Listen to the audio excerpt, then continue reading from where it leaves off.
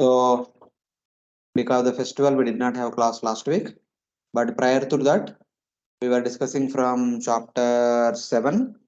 Before that, we have discussed about the process of creation from chapter 5, and then how the universal form has manifested different uh,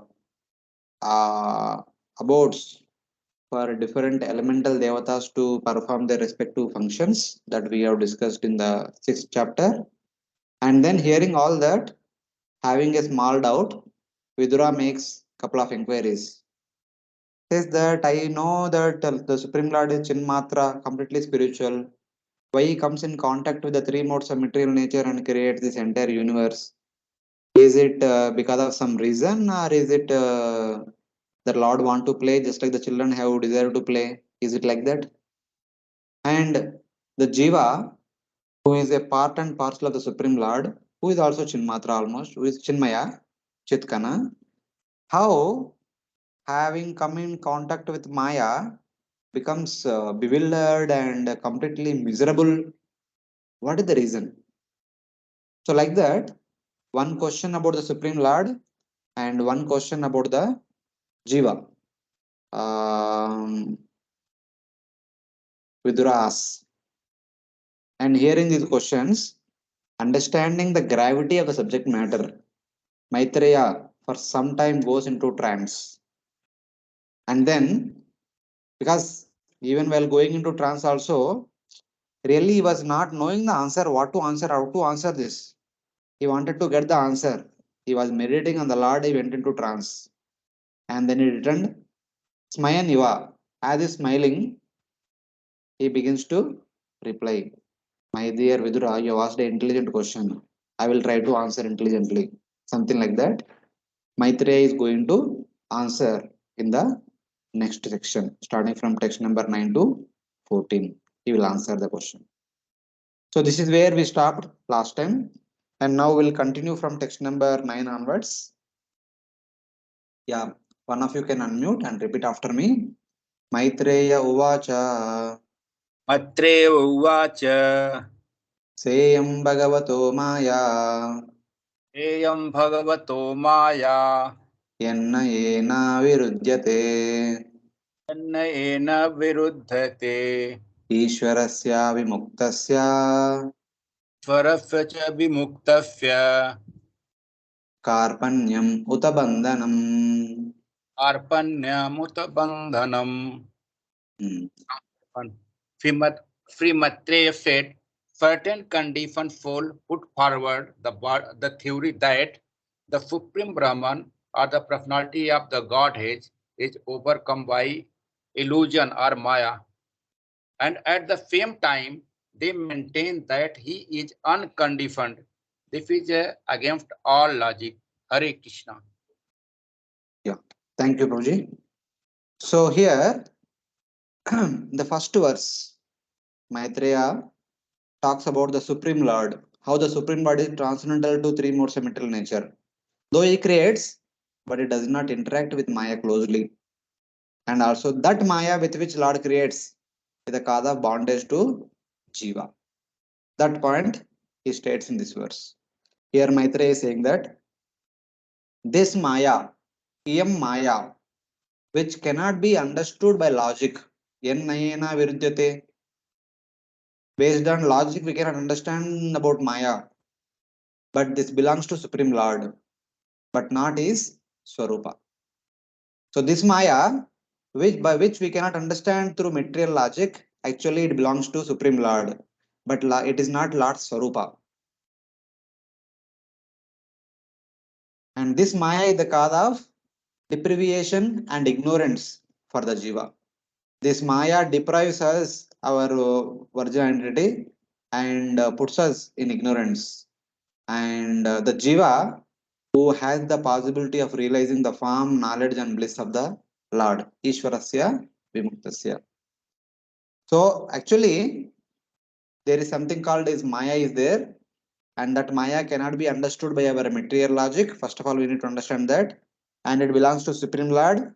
And at the same time, it is not Lord's Swarupa Shakti, it is Lord's Bhairanga Shakti, and it is the cause of forgetfulness and ignorance of the jiva, deprivation and ignorance of the jiva. It is the Maya which binds us with illusion and making us forget our identity. And who is that jiva? Jiva is a person who can realize the form, knowledge, and bliss of the Lord, the Satchit Ananda Swarupa of the Supreme Lord. Here, all the three are there. Sat, Chit, Ananda. Ananda is the bliss of the Lord, Chit is knowledge of the Lord, Sat is the eternal existence, eternal form of the Supreme Lord. All these things a Jiva can understand. But that Jiva has been deprived and put under illusion by the Maya which belongs to Lord and which is not Lord's Swarupa Shakti and which cannot be understood by material logic. So, so these are different aspects of Maya. So there is Supreme Lord, there is Maya, there is Jiva. All three are different. That is indicated here in this verse. So what it means? This is Maya which belongs to the Lord with inconceivable powers and which cannot be known by material logic. This energy, being Achit by nature, by its constitutional nature, belongs to the Supreme Lord. This Maya Shakti is inert, it is not conscious, it is actually inert. That's why it is called Achit. And it belongs to Supreme Lord who is purely spiritual or completely Chit. Maya is Achit, the Supreme Lord is completely Chit. The gunas such as Sattva also belongs to the Lord. The Maya made up of three gunas belong to the Supreme Lord. When the Maya belongs to Lord, Maya's gunas also belong to Supreme Lord only. But Bhagavan in his Swarupa is without these three material gunas. The Maya consists of three material gunas, Sattva guna, Rajoguna, Tamoguna. Though they belong to the Lord, but Lord in his constitutional position is without these three material gunas. Similarly, okay, the sun, though pure light, possesses clouds, darkness, and snow, which are unfavorable to the light or fire. So currently in the rainy season, we can actually see all these things. So sometimes there is sunlight, clear sunlight. Sometimes there is clouds. Sometimes there are a lot of clouds when there is about to rain. The whole sky is filled with clouds. There is darkness, and sometimes there is snow. In winter, there will be snow falling down. So all these things are caused by sun only. But sun remains independent of all these things. Though all these things are there, they are actually covering our vision of sun, but sun is not covered by them. Though these are all created by sun only, they can cover the sun from our point of view, but they cannot cover the sun completely. So in that way. So it is mentioned in the fourth canto, 31st verse, spoken by Narada Muni. Yataiva Suryat Prabhavanti, Yataiva Suryat Prabhavanti Vara, Punascha Tasmin Pravishanti Kale, Bhutani Bhumau Stirajangamani, Tata Harau Eva Guna Pravaha. It says that just as water arises from the sun and enter the sun, so the rain comes because of sun and water is evaporated because of the sun. And just as animals and plants arise from the earth and enter the earth. Since the time of birth, all of us, including the animals, plants, are all nourished by Mother Earth. And after our death, our bodies, which are nourished by earth, will again submerge into earth only. Similarly, the world made up of the three gunas arise from the Supreme Lord and again enter him at annihilation. The entire material world is created by the Supreme Lord, and after the time is over, it enters back into Supreme Lord at the time of annihilation. So with the two examples are given, like just like sun is the cause of the rain, and sun is the one who evaporates all the water. And just like Mother Earth nourishes all our bodies, and after death, all our bodies are again submerged into earth. Similarly, The material universe has been created by the Lord, and after annihilation, it enters back into Lord only. So that means Lord possesses everything, but Lord is not everything. Even though after rain there is a lot of water, still sun is there. And during summer, all the water is evaporated, still sun is there as it is. The water may be there in front of us, the water may not be there, but sun always remains there. Sun is independent. The water coming in the form of rain and evaporating in the summer is all a different phenomena. Similarly, the universe may be there, may not be there, but Lord always there. That is Lord's transcendental nature. So like that. There is another same chapter, another verse. Yata nabasi abhratama prakasha bhavanti bhupana bhavanti anukramat. Evam pare brahmani shaktastu amu prajastamasattvamiti pravaha. Here Nardamuni says, just as clouds, hmm, darkness and Lord and the light, Abra, clouds, darkness, Tamaha, and Prakasha, light, appear and disappear in the sky in succession. So in the rainy season, we can see sometimes there is brightness, light all over, and sometimes there is some clouds in between here and there. And when it is about to rain, the clouds are there all over. It becomes completely dark. It is the same sun only because of him. Sometimes there is clear sunlight. Sometimes there are clouds in between here and there. And sometimes the full cloud, full sky is filled with clouds. It becomes darkness. So clear light is like goodness.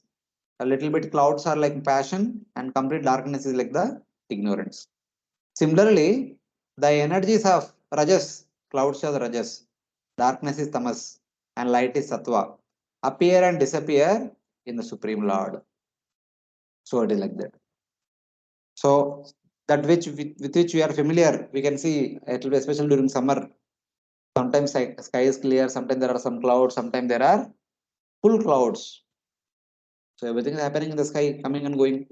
Similarly, the three modes appear and disappear in the Supreme Lord. So like that. There is one more verse from 10th canto, which also talks about the same concept. Though the Lord, who is one without a second, is never affected by Maya, by the acts of creation, maintenance, and annihilation. So though Lord is supervising all the activities of creation, maintenance, and annihilation, but is not affected by Maya. But ordinary people thinks that he is covered by his own creations. Just as one may think that the sun is covered by the clouds, snow, or an eclipse, which are the creations of the sun. So sun is not covered by the clouds or snow or eclipse, but we are bereft of the vision of sun because of all these things. Similarly, the Maya does not cover the Supreme Lord, but Maya covers us so that we will not be able to see the Supreme Lord. So that is the understanding. So these verses show that this is beyond logic. Thus, the action of creating the universe takes place by Maya, which is energy of the Supreme Lord, whereas the Lord is without change in his Swarupa. That's what we are saying now. Just like sun remains as it is, the clouds may come and go, rains may come and water may get evaporated, but sun remains same. It doesn't. There is no change in the sun.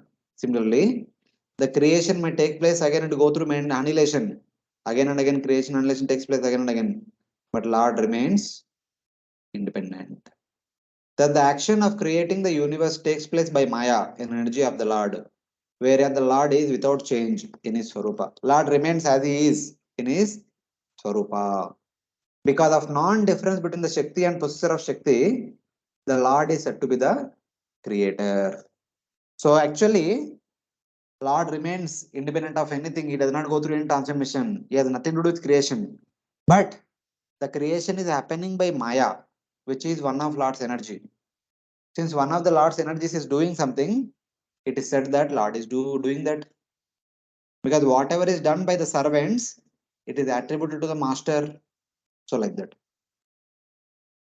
Prakriti yasyopadanam adara purushapara Sato Bivyanjaka Kalo Brahmatat Titiyam Taham.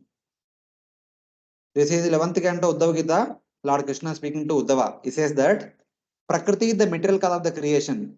Prakriti Yasya Upadanam. Upadana Karana is the material cause. Prakriti is the material cause of this material creation. And Purusha is the foundational cause. Adhara Purusha Para.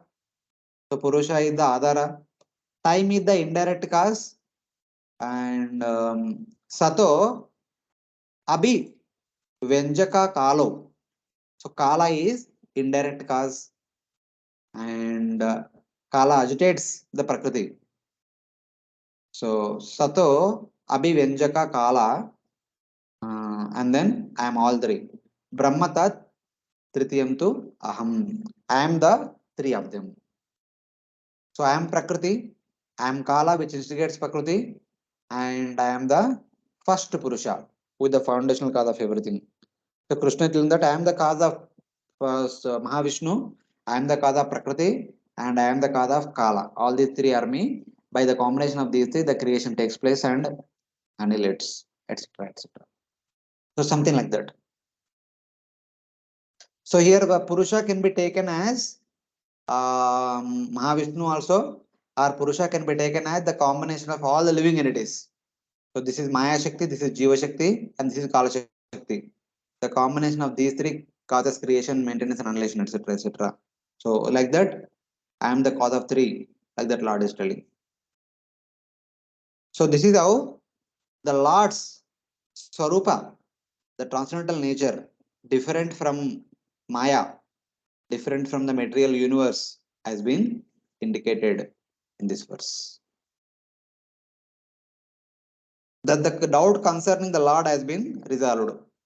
So the Supreme Lord does not do anything. Everything is done by Maya, Kala, and Jiva. By the interaction of Kala, Maya, and Jiva. That's all things are happening. But since all these are Lord's energies, whatever is done by them is attributed to Supreme Lord. Thus it is said that Lord is the creator, Lord is the maintainer, Lord is the annihilator. But he has nothing to do with all these things. So Mahavishnu in one sense is always in Yoga Nidra. He is simply glancing over Prakriti. By that glance only, everything is happening. He personally does not do anything, just glances. Nothing more than that. So like that. But it is by the interaction of Prakriti, Kala Shakti, and Jiva Shakti, everything is happening. But these three are belong to Lord. It is said that everything is done by the Supreme Lord. So like that. So this established Lord's transcendental nature.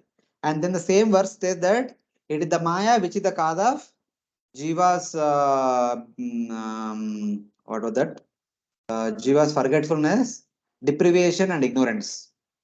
Karpanyam and Bandhanam. It is Maya which causes Bandhanam for the Jiva. It is Maya which causes Karpanya of the Jiva, the miserly weakness of the Jiva. Deprivation of one's true identity and true knowledge. So that is caused by Maya only.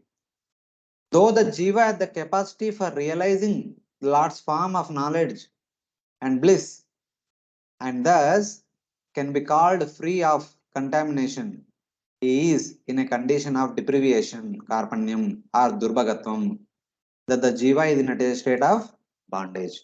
Though jiva, in his constitutional nature, should be in close proximity to the Supreme Lord, should be in complete knowledge of Lord's Nama, Rupa, Gun, Lila, or Sachidananda Swarupa. But the jiva is said to be durbhaga, daurbhagya, unfortunate, because he has come in the contact in contamination. He come in contact with the Maya, and hence he became contaminated, and he has deprived of the true understanding his own self, his connection with the Supreme Lord. This is because of Maya, which here means avidya or ignorance, which is a function of Maya. These two, ignorance and bondage, are mentioned at the cause. Karpanyam and Bandhanam are the cause of our Durbhagatvam, our Jiva's Durbhagatvam. The meaning is this. You have asked how the Jiva loses knowledge because of Maya. If it is true that there is actual destruction of knowledge by Maya, then Maya the Lord's energy should be punished by the Lord, but this is not the cause. So the Jiva's knowledge is not destroyed by Maya, but it is covered by Maya. It has become dormant by the covering of Maya. So Maya cannot destroy the knowledge of Jiva, but it can cover the knowledge of Jiva. One may forget that one example is given. One may forget that one has a jewel locket hanging over one's chest. So one has put a locket on one's neck, and there is a locket to that necklace.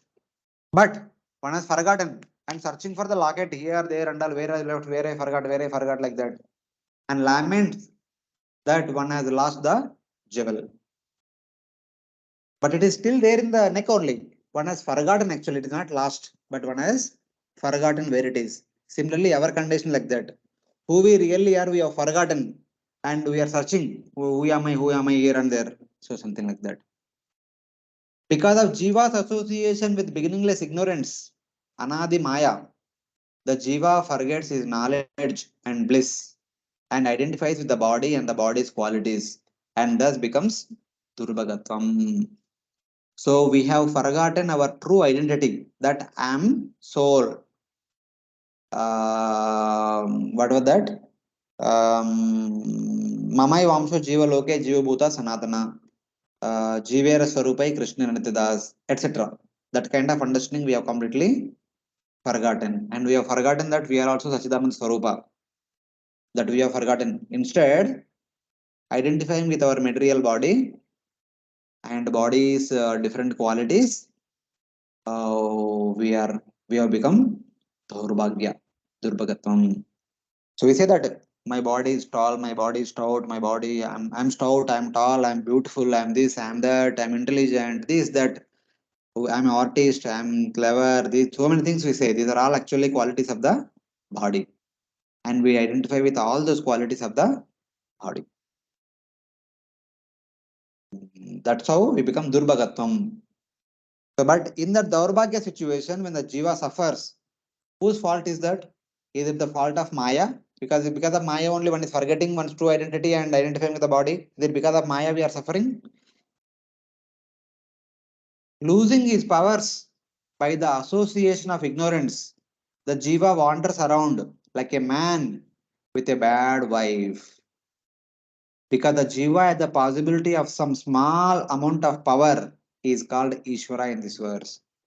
So, forgetting our true identity, forgetting the true knowledge that we are an Amsha of the Supreme Lord, we are an eternal servant of the Supreme Lord, we are Atma, we are not the body, identifying with the body, we are born in this material world. And changing from one body to other body, we are wandering in this material world. So our body is like a bad wife, or our ignorance is like a bad wife with us, which is constantly associating with us, constantly following us. So, but the same Jiva can actually realize the Supreme Lord and can cut through this bondage and realize the Supreme Lord. But still, he is not able to do it.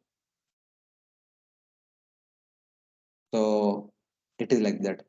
The reason of our suffering is our association with avidya, our association with three modes of material nature, our association with ignorance, our association with the forgetfulness of our true identity, our true Swarupa, Sachit Ananda Swarupa. That is the cause of our Durbhagatvam, that is the cause of our miserable condition. So, like that. So, in the very first verse, Maitreya Muni establishes Lord's transcendental nature situated beyond the Maya, and Jiva, who is a Chitkana of the Supreme Lord, becomes subjected to bereavement and bandhan, karpanyam and bandhanam because of association with Maya. And then he becomes Durbhagatvam, he becomes Durbhagya and experiences intense suffering in this material world while changing from one body to other body with a wrong identification. So, like that.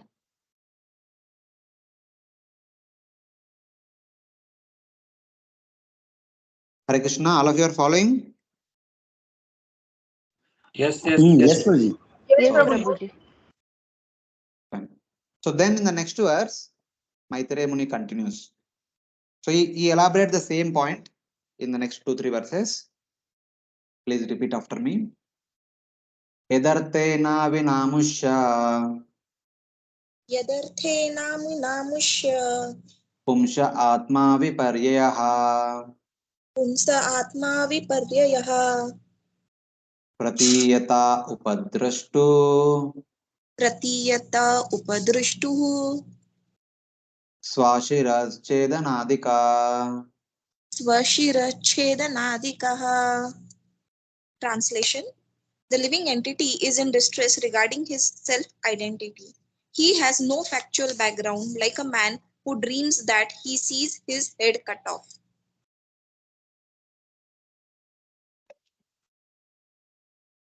Our condition is like this. Because of this Maya, the Jiva's loss of knowledge and loss of bliss makes its appearance without cause or purpose. So, forgetfulness of our true identity, forgetfulness of the knowledge of our true identity, the experience of bliss is happening by Maya. Is there some reason? It is without cause and without purpose.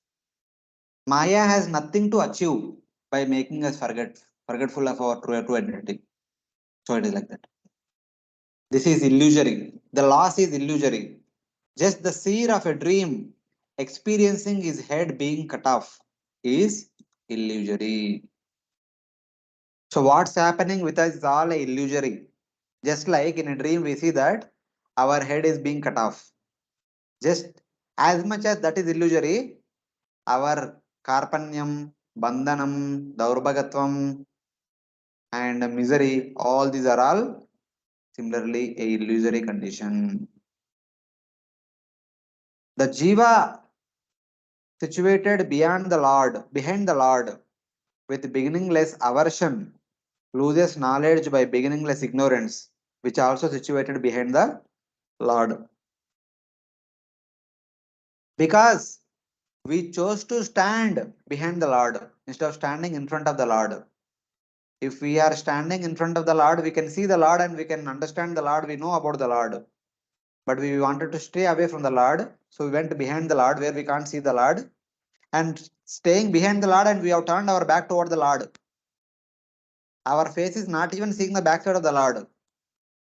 We are standing behind the Lord and we are facing our back toward the backside of the Lord.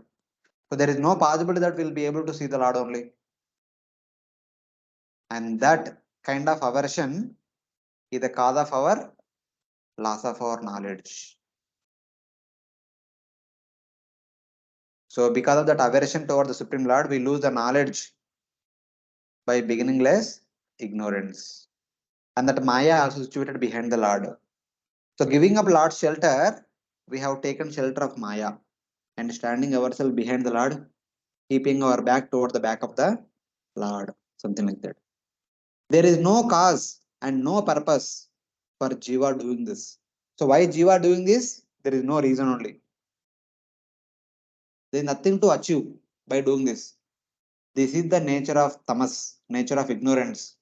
That it eclipses the power of the Jiva, who has only small power.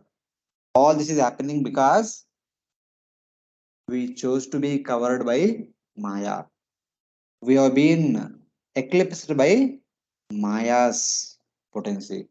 Because we have taken shelter of Maya, we are completely covered by Maya's avarana and we don't see the Supreme Lord. We forget about our own identity and we forget about the Lord also completely. Because of Maya, the loss of knowledge and bliss of the Jiva appears to be without cause or goal.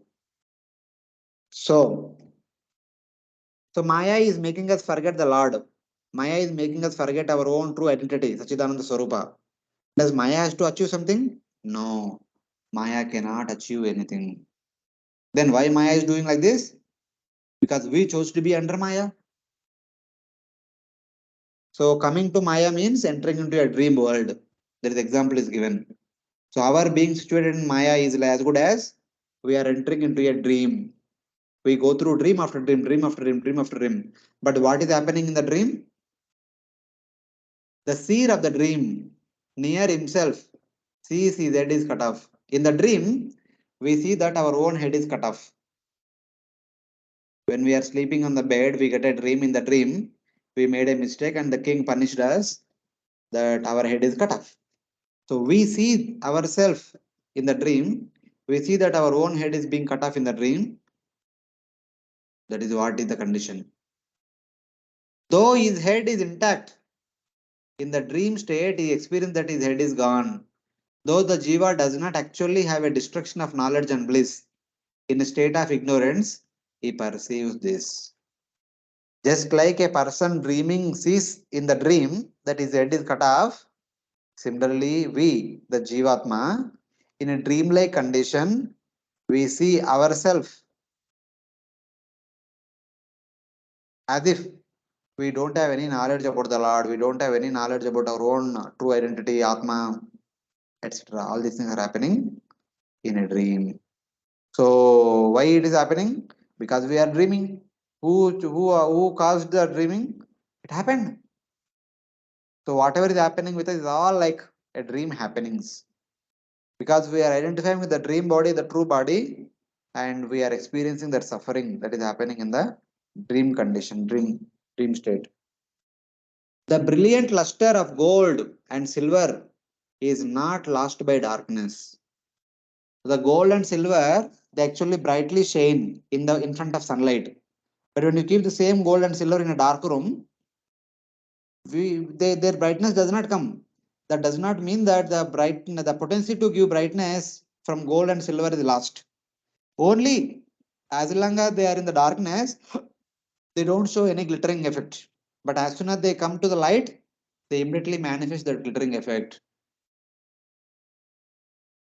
So the brilliant luster of gold and silver is not lost by darkness, but it is only covered by the darkness. Just as a very brilliant ruby destroys even darkness, the life of the devotee destroys even ignorance.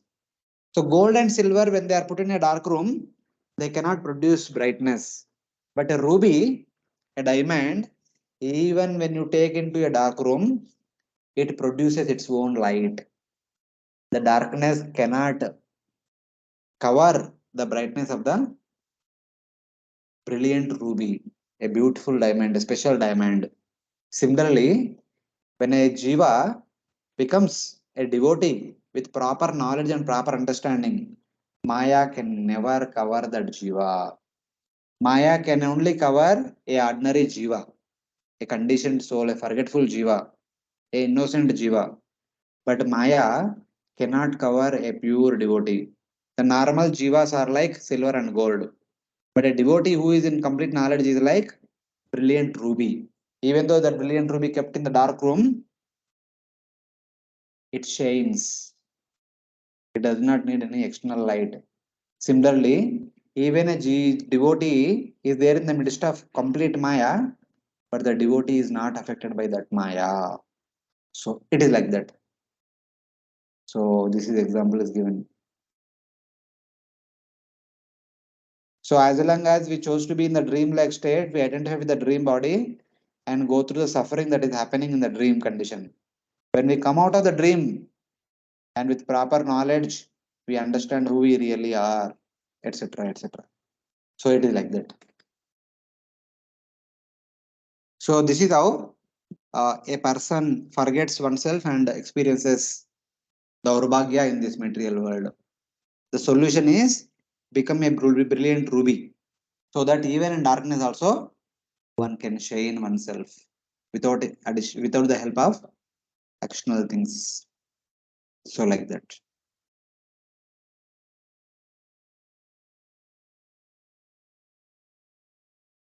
And there is one example is given. The previous verse, one example is given about that our current miserable condition is like dreaming. In a dream, a person sees one's own head is being cut off, and we go through different emotions: happiness, misery, this, that, and all. So, in order to explain the experience of those emotions, material emotions, another example is given in the next verse.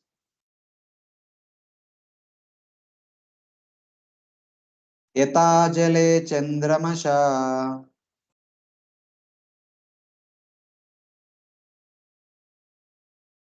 यथा जले चन्द्रमसः कम्पादिस्तत्कृतो गुणा सम्पादेस्तत्कृतो दृश्यते सन् अपि द्रष्टुर् Yeah, one of you please repeat. दृश्यते सन् अपि द्रष्टुः आत्मनो नात्मनो गुणा आत्मनो न आत्मनो गुणा. Translation: As the moon reflected on the water appears to the seer to tremble due to being associated with the quality of water, so the self associated with the matter appears to be qualified as matter. So here another example is given. The qualities belonging to the subtle body do not belong to the Atma, but appears to be so. Just as the trembling quality in the water imposed on the reflection of the moon is not the trembling of the moon, though it appears to be so. It's like in the night time on the full moon day, if you stand next to a water pond, the moon's reflection you can clearly see in the water. But because of their cold breeze is going on here and there, the water has some ripplets or some waves. As the waves are going across, the reflection of the moon in the water also goes through up and down, goes through turbulent, goes through distorted kind of appearance. So it does not mean that the moon is getting destroyed. The moon is getting distorted, or the moon is quivering, or moon is going up and down. It's only the water which is going up and down, and hence the moon's reflection in the water also goes up and down, but not the moon. So it is like that. It is the subtle body which is going through all the different kinds of dual emotions in this world, but the soul remains indifferent to all these things. Like the moon remains intact as he is in the sky, like the soul remains intact as he is. So like that. The knowledge and bliss of the jiva may be covered, but how does the jiva obtain qualities such as attachment, hatred, lamentation, illusion, and lust? Okay, fine. Maya is covering the knowledge of the Supreme Lord. Fine, that is fine. But why the jiva who is Chitkana going through the emotions such as raga, dvesha, shoka, moha, kama, krodha, etc. Kama, krodha, lobha, mada, moha, matsara, etc. Like that, all this variety of anarthas. Why the jiva is going on? Why jiva experiencing all these anarthas? The qualities such as lamentation and illusion actually belong to antakarana. They actually belongs to the subtle body. They do not belong to atma. They are anatmanaha. They does not belong to atma. Instead, they belong to the subtle body, especially the antakarana made up of man, buddhi, ahankara, and chetana. All these things actually belong to these subtle elements. They do not belong to the jiva. Asan atmanaha, who is the seer, though they appear to be so. Though all these experiences are experienced by jiva, we may think like that, but none of them belongs to the jiva. They all belong to what to say? They all belong to our subtle body only.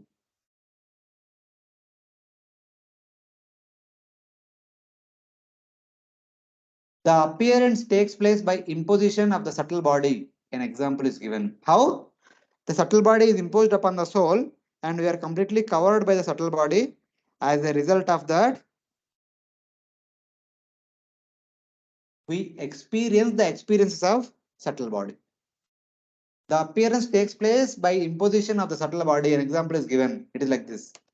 The trembling imposed on the moon's image in the water appears to be trembling of the moon, though actually the moon is not trembling, but the water only trembling. In the Paurnami night, then we see the reflection of the moon in the water. Because the water is trembling, the moon's reflection also starts trembling. So for a normal person, when he sees the moon's reflection trembling, he says that, hey, why moon is trembling like this? No, no. Moon is not trembling. The water is trembling, but we are not seeing the water trembling. We are seeing the moon's reflection in the water which is trembling. So that is the problem. Similarly, our subtle body is actually going through the emotions such as attachment, hatred, lamentation, illusion, lust, etc. But we say that I am going through all these emotions. So that is the problem. The moon seen in the water is not the moon. The moon's reflection in the water is not the moon, but the moon's rays of light only. The moon is compared to the Paramatma. The moon's rays of light, which are pure Jivatma, when they are reflected on the moon water surface, whatever reflection of the moon we see in the water surface, that is called conditioned Jiva. The moon's rays which are coming from the moon are pure Jivatma. When the same rays falls on the water surface, they produce a reflection, and that reflection is called conditioned Jivatma. Furthermore, when the rays of the moon or sun produces clear images in the water is the subtle body. And because of the sunlight and moonlight, on the surface of the water, we see the reflections of trees, walls, stones, moon, etc. Or the moon himself, which are clear, they are called reflections. Jivatma covered by the subtle body. There is actually a tree there on the bank of the water body, but because of the sunlight or moonlight, the tree's reflection can be seen in the water. The tree represents the pure Jivatma. The reflection in the water body represents contaminated Jivatma. Because the pure Jiva had taken shelter of the subtle body. So the water is compared to the subtle body. Having taken shelter of subtle body, the pure Jivatma becomes contaminated. When the water is going through turbulence, it appears that the tree is going through turbulence or the moon is going through turbulence. But neither the tree nor the moon are under turbulence. It is only the water under turbulence. So like that. But we'll never say that water is under turbulence. That is unfortunately our situation. Also, the moon is perceived by person living on the moon. Okay, same. Now, as it is mentioned here, see, the moon is compared to Paramatma. The moon rays which are coming from the moon are compared to pure Jivatma. When the moon rays falls on the water body, the water body which is the subtle body, and it gives a reflection, the reflections of trees, walls, stones, moon itself, and they are called contaminated Jivatmas. So now moon is Paramatma. So some understanding of the moon is given here.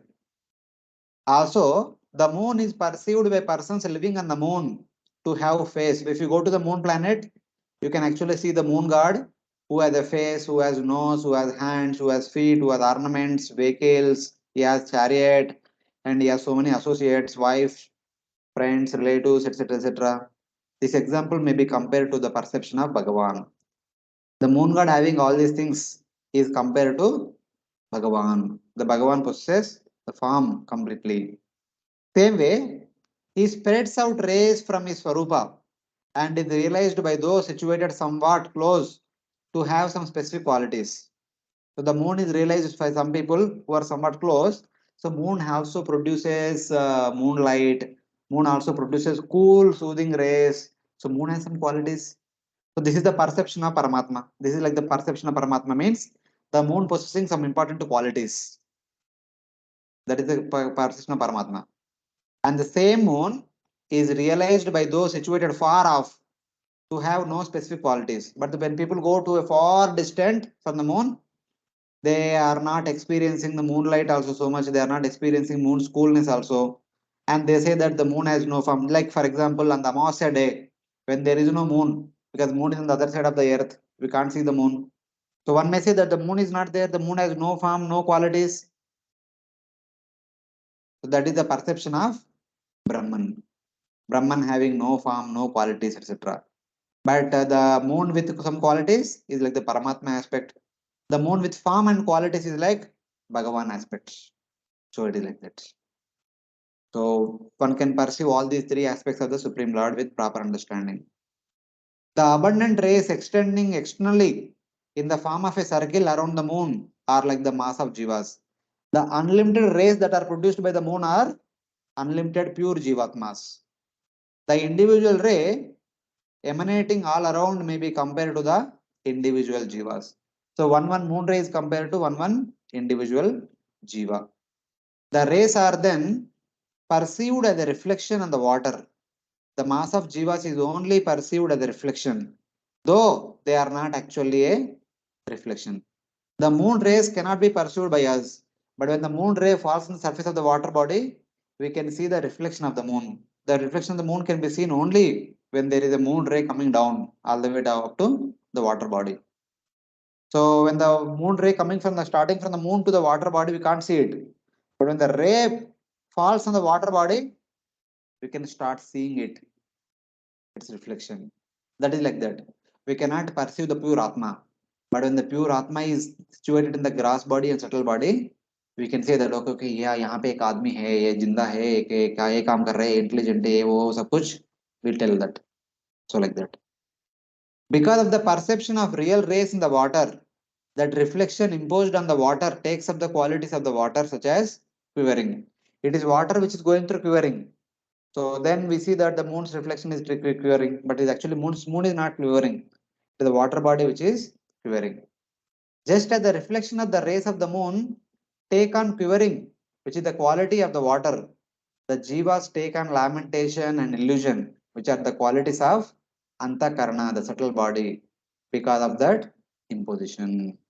Because we have taken shelter of subtle body, and whatever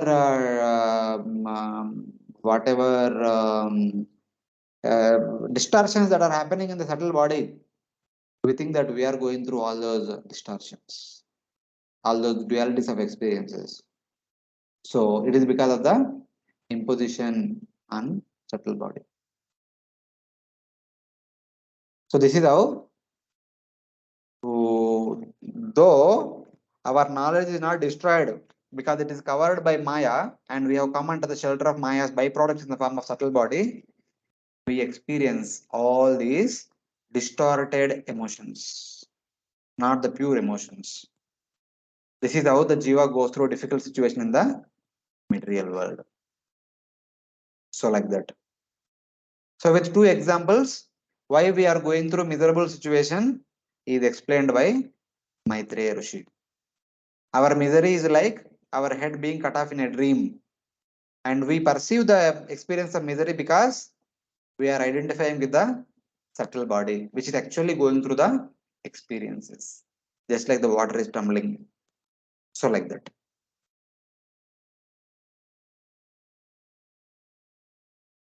Okay, that is fine. If Jiva is Chitkana, but is because of forgetfulness of one's own real identity as we are the effect of Maya, he is going through all these dualities of experiences. Very difficult situation is Durbhagatam, Daurbhagya situation is there. How can we be delivered from that situation? What is the solution for this unfortunate condition? That solution will be given in the next verses.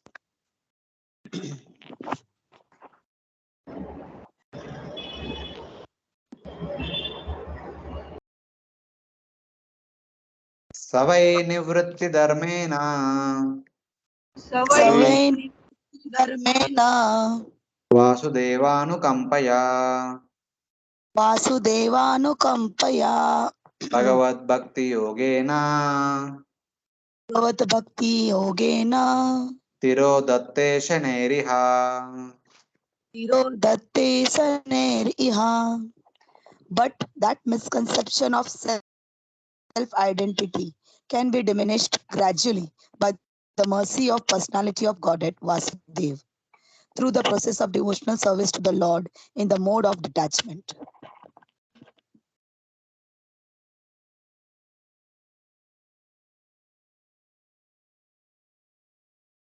So it is like that. The ignorance gradually disappears. Shanai tirodatte. Shanai means slowly, slowly, step by step, gradually. How? By nivritti dharmena. Some people can practice nivritti dharma, other people can practice bhakti yoga. By both the ways, one can become freed from ignorance. What is this Nivritti Dharma? Bhakti Mishra Jnana, arising from destruction of the impressions in the subtle body. Either by practicing Nivritti Dharma means Nishkama Karma Yoga and Jnana Yoga and Ashtanga Yoga. That is called Bhakti Mishra Jnana. It is a process of Jnana mixed with Bhakti. And Bhakti, Bhagavad Bhakti Yogena, and by Bhakti Yoga also, arising from the mercy of the Lord, Bhagavad Anukampaya, coming through the devotees. So either by the practice of Nishkama Karma Yoga, Jnana Yoga and Ashtanga Yoga, that is called Nivritti Dharma, or by practicing Bhakti Yoga, which is coming by the mercy of the Supreme Lord through the devotees, to the intervention of devotees, one can become freed from this ignorance and realize one's own constitutional position and Lord's transcendental position. All the things can be realized. One can be freed from the miserable condition in this material world. By bhakti generated from destroying the qualities in the antakarana, nivritti dharmena, which means by bhakti mishra jnana, and then by bhakti arising from the mercy of the Lord through his devotee, the ignorance disappears. So, destroying the trembling qualities of the subtle body is possible by jnana. It is by jnana we understand how we are not the subtle body, how we are not the gross body. This realization comes from the practice of jnana mixed with bhakti. And also directly by bhakti, one can become freed from this material bondage and attain that complete knowledge of the Supreme Lord and shelter at the lotus feet of Supreme Lord. All those things can be possible. Thus, the meaning is that destruction of ignorance takes place by either jnana or by bhakti. This takes place gradually according to one's sadhana with various degree of anartha nivritti. So either by practicing nirvritti dharma, which is known as Nishkama Karma Yoga, Jnana Yoga and Ashtanga Yoga, one after the other, or by practicing Bhakti Yoga alone, gradually one's anarthas can be destroyed and one's knowledge of true identity and the identity of the Supreme Lord will be revealed step by step. So it is like that. Either of these two processes, one can freed from the material bondage and can go back home back to Godhead. This is the solution. Hare Krishna, able to follow all of you? Any questions? No, Prabhuji. All good, Prabhu. Other devotees? हाँ, हरे कृष्ण प्रभु जी आपने जैसे कहा कि हम जो example दी ना दो कि चंद्र जो है उसकी उष्मा है वो थोड़ा क्लियर करेंगे क्या प्रभु जी Paramatma relation Bhagwan relation in contest to that Chandrama relation if you go to moon planet there is a moon god personally you can see him you can see that okay he has he also has a form like us you have the complete understanding of the moon but if you are like all of us like on the day of Purnami what we get to see about the moon we see the moonlight and the moonlight has different qualities such as brightness and coolness etc.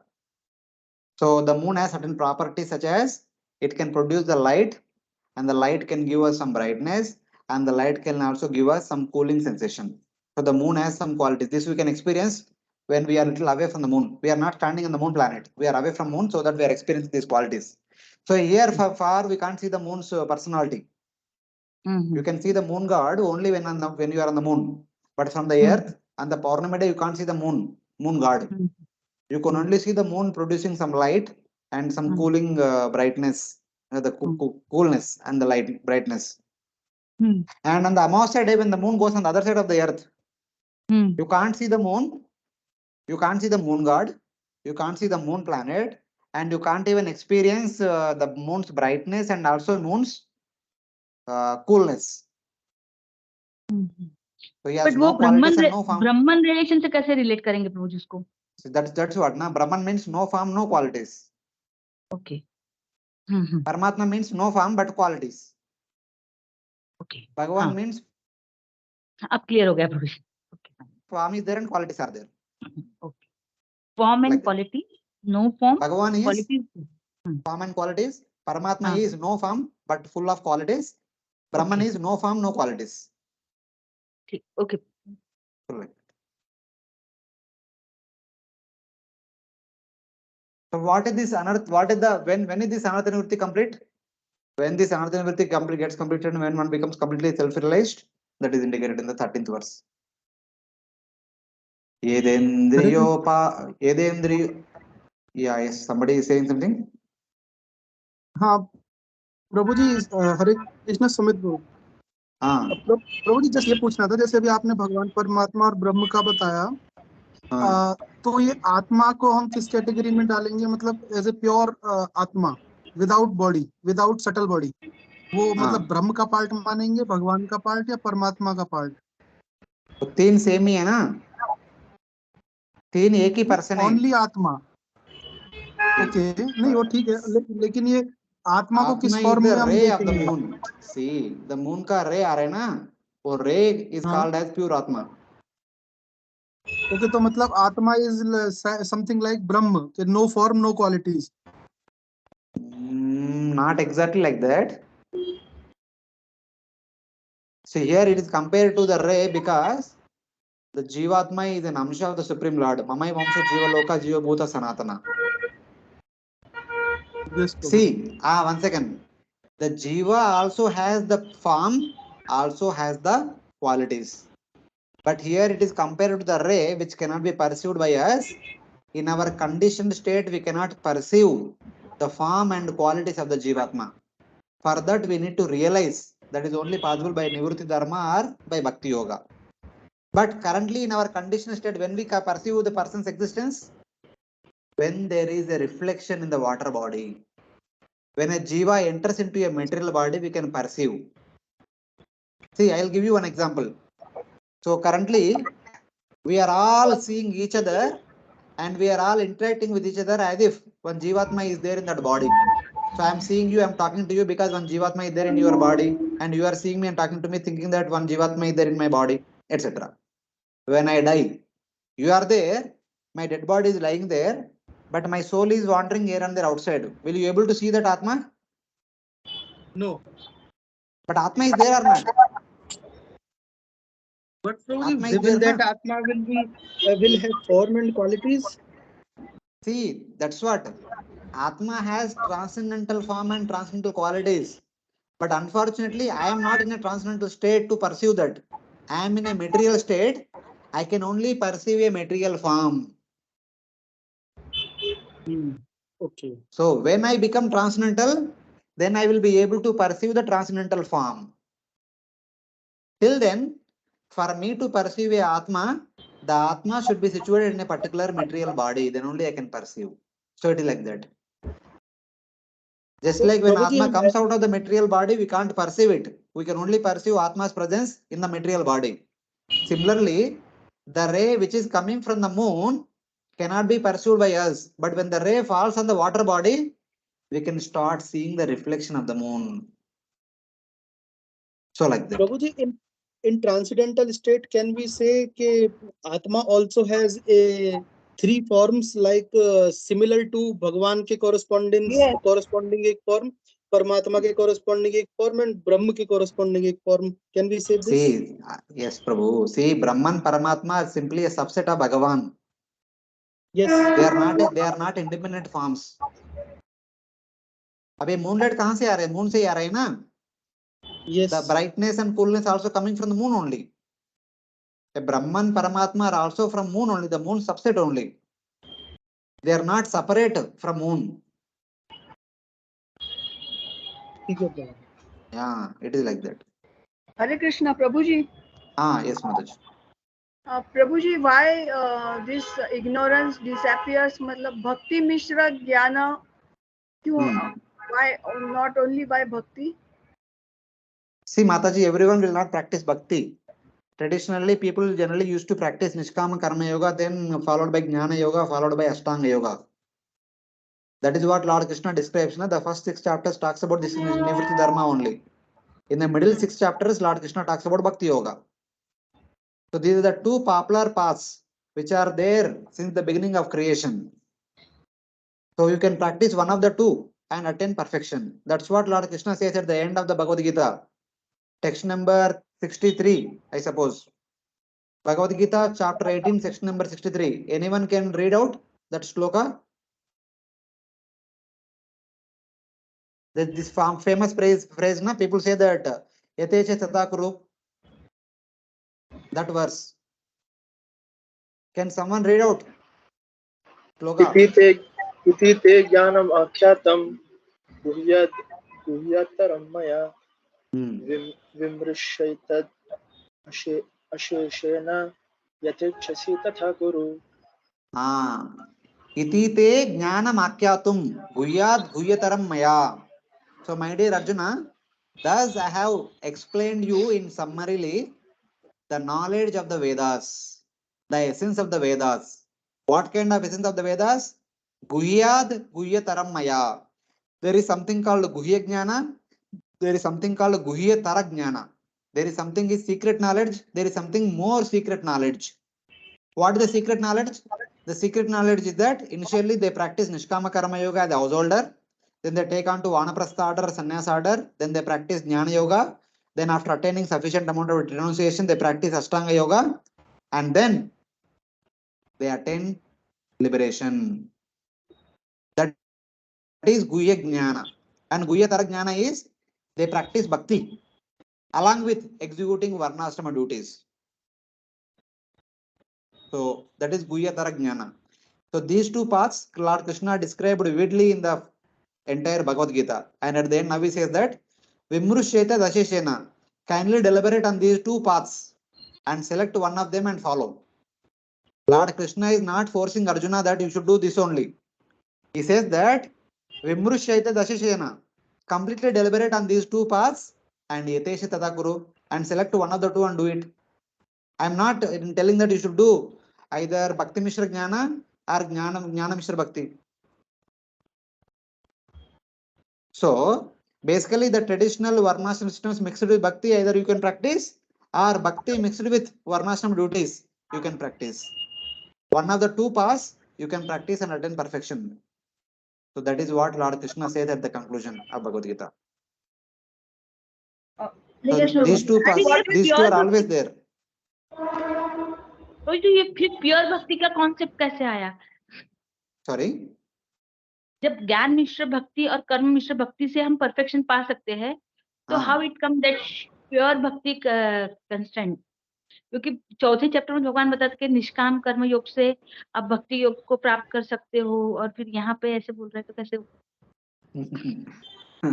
It's not like that. See, Bhakti is an integral part of everything. We cannot separate Bhakti. So see, what Bhakti is is pure like the Bhakti? breathing. Bhakti is like the breathing. हाँ. So see, in our personality, we have three parts. One is gross body, other one is subtle body, the third one is breathing. Okay? Yes. In order to maintain the gross body, we eat. We take bath, we wear clothes, we eat, we live in the home to maintain the gross body. In order to maintain the subtle body, we study, we speak, we solve problems, we plan, we execute so many intellectual activities that is in relation to subtle body. But for these two things happen, breathing should happen na. First of all, breathing के बिना कुछ कर सकते हैं हम? नहीं. So like that, maintaining the body and performing activities with the gross body is like performing karma yoga. Maintaining the subtle body and performing activities subtle body is like the performance of jnana yoga. But breathing is like bhakti yoga. So without breathing, we cannot do all these activities. But even for us to breathe, even for us to practice bhakti, we need to maintain our gross body and subtle body. That means for all of us to practice bhakti also, we need to practice some karma, some jnana, without which we cannot practice bhakti also. तो pure भक्ति में दोनों आ जाएगा, ऐसे कह रहे हो आप? See, yeah, yes. Pure bhakti is anavrutam, na? Jnana karmadi anavrutam. Jnana karmadi anavrutam means jnana is there, karma is there. but they don't they don't cover the intention of bhakti. The intention of bhakti is to serve the Lord in person. So, for example, all of you Gurasas are there. I am brahmachari. So, all of you are working in the office. Yeah. Yes. Why you Yes, people are going to office? Why can't you stay home and just chant Hare Krishna and be happy?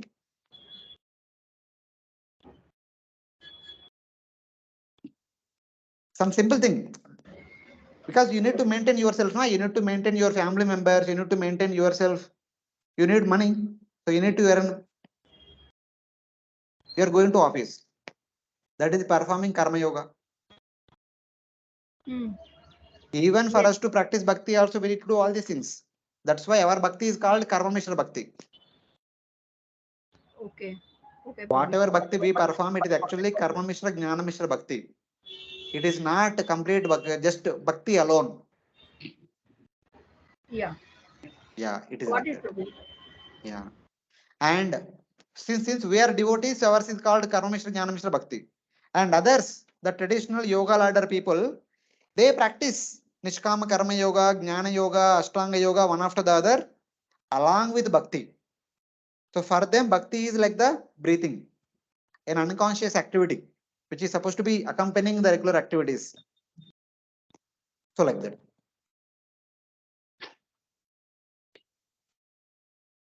So one of these two paths, we can practice and attain perfection. So it is like that. We have discussed this many times in our Bhagavad Gita Bhakti Shastri, even in Bhakti Vaibhav also many places. There are always two paths are all there. One is one side it is called traditional yoga ladder, which is technically called as Nishkama Karma Yoga, followed by Jnana Yoga, followed by Ashtanga Yoga, and attaining perfection, moksha. And the other path is Karma Mishra Bhakti, Jnana Mishra Bhakti, and attaining perfection. So it is like that. And then there is third path also, that is called Ananya Bhakti, which has no element of karma, no element of jnana. That is like living a life like the Goswamis. Goswamis have no household responsibilities. Goswamis have no intellectual responsibilities. They are simply practicing bhakti. Like Raghunath Goswami does not even eat whatever buttermilk comes in once in a day, little bit, one palmful buttermilk only. That's all is enough for him. He does not even go for begging. A sannyasi go for begging. He does not even go for begging. Rupa Goswami, Sanatana Goswami don't go for begging. Once in a while they may beg, but not always. They are busy and meditating Lord's pastime. That is Goswami's life. That is Ananya Bhakti. There are no social activities. There are no varnashram duties for them.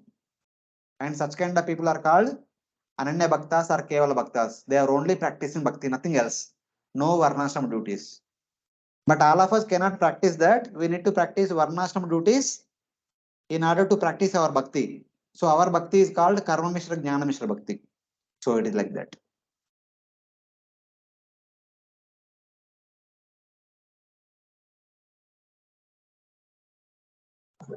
Hare Krishna, Prabhuji. Prabhuji. So, Prabhuji, you mentioned that we are performing Karma Mishra and Jnana Mishra Bhakti. So, by performing this Bhakti, we cannot attain Krishna Prem, right? No, who said like that? By practicing this bhakti, eventually we rise from Ado Shraddha, Tadusanga, Bhajana Kriya, Anartha Nivritti, Nishtha, Ruchi, Asakti, and at the level of Asakti, the Raganuga Bhakti starts sprouting. When there is Raganuga Bhakti starts sprouting, either one can continue Vedi Bhakti only till that state of Bhava Prema with Aishwarya mode, or one can give rise to Raganuga sentiment at the level of Asakti. Then one comes to Bhava Prema platform, there one develops Krishna Prema in Madhurya aspect, not in Aishwarya, but the spontaneous love for the Supreme Lord like Rajavasis. Either Madhuri Rasa, Vasala Rasa, Dasi Rasa, Sakya Rasa, any of the rasas. Otherwise, if one can continues to go up to all the way up to Bhava Prema platform with Vaidhi Bhakti only, there one develops Aishwarya Bhakti. Want to serve the Lord in on reverence, like Vaikuntha Bhakti. So now my question is that the Uttama Bhakti which Rupa Goswami defined in Bhakti Rasamrita Sindhu, it starts at Asakti. No, Uttama Bhakti is there from the beginning. Uttama Bhakti means Jnana Mishra, Karma Mishra Bhakti only. Jnana Karma the Anavurta means Jnana is there, Karma is there, but they are assisting our practice of Bhakti. I give you the example, na? All of us are working, na? I have so many brahmachari duties in the temple. I have so many temple services. They are my duties. And for you, you have to go to office, earn money, and you have to act intellectually and physically also. They are your jnana karma activities, something like that. But eventually, by this practice, when we come to the platform of asakti, then spontaneity will produce in our heart. Then our raganuga bhakti reveals. It begins. Then the Krishna prema will arise in spontaneity, like the Vrajavasis. So here, karma, I understood that we work and offer it to the Lord. When you say jnana, so jnana, the jnana of bhakti, right? Or because there is an impersonal jnana also is there, which is No, Baba, there is nothing called impersonal jnana and all. Jnana is basically understanding about what is what. When it comes to Jnana Yoga, the aspect of Jnana is all about understanding the 28 elements, about which we are going to discuss elaborately in the 26th chapter of the third canto, Sankhya Yoga, that is called Sankhya Yoga. Understanding what do you mean by earth, what do you mean by water, what do you mean by fire, what do you mean by ether, what do you mean by Jnanendriyas, Karmendriyas, what do you mean by mind, intelligence, Ahankara, Chetana, what do you mean by time, what do you mean by Prakriti, what do you mean by Kala, what do you mean by Jiva, and what do you mean by Ishvara. Understanding what is called Jnana. That's all. Jnana is not something so rocket science. Jnana means it is a process by which you understand what is what. That's all. Okay.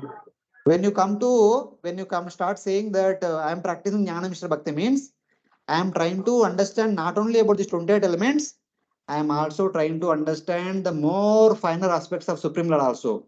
The Supreme Lord's various avatars, various pastimes, they are also part of Jnana Mishra Bhakti.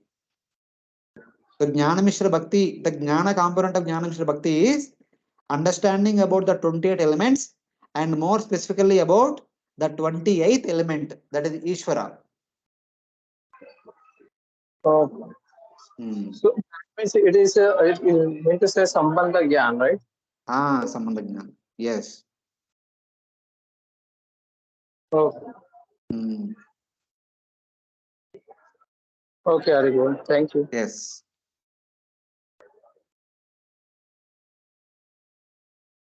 Hare Krishna, sorry for sufficient confusion. I think devotees are confused. Still, if somebody has any question,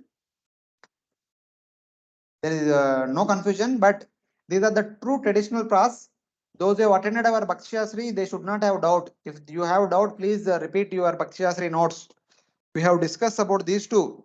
From the beginning of Bhagavad Gita till the end of the Bhagavad Gita, we are always used to discuss these two different paths. The traditional path of yoga ladder, that is known as Bhakti Mishra Jnana, it is discussed in the first 6 chapters of Bhagavad Gita. And Karma Mishra Jnana Mishra Bhakti is discussed in the middle 6 chapters. So these are the two paths which Lord Krishna summarizes at the end of the 18th chapter, starting from text number 41 to 62. In the 63 says that Vimrusheta Dasheshena Guyat Guyataram Maya. Please deliberate on this Guya Jnana and Guya Tara Jnana and select one of the two and follow. But in both the cases, my dear Arjuna, you should fight. Because in Bhakti Mishra Jnana, also you need to do your duties. In Jnana Mishra Bhakti, also you should do your duties. So you are a Kshatriya and you are also a devotee. So being a devotee and do the duty. That's what Lord Krishna is telling Arjuna.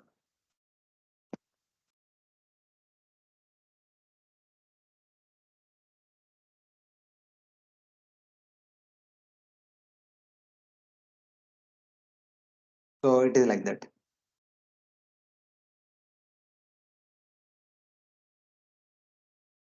Okay. The next question. Next sloka. Yedendriyoparamota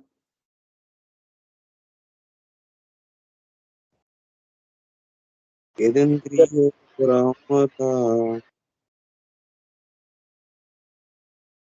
Drashtratmani pareharo Astra Mani Pare Haro Viliyante tadaklesha Viliyante Tada Klesha Samsuptaseva Krishnasa.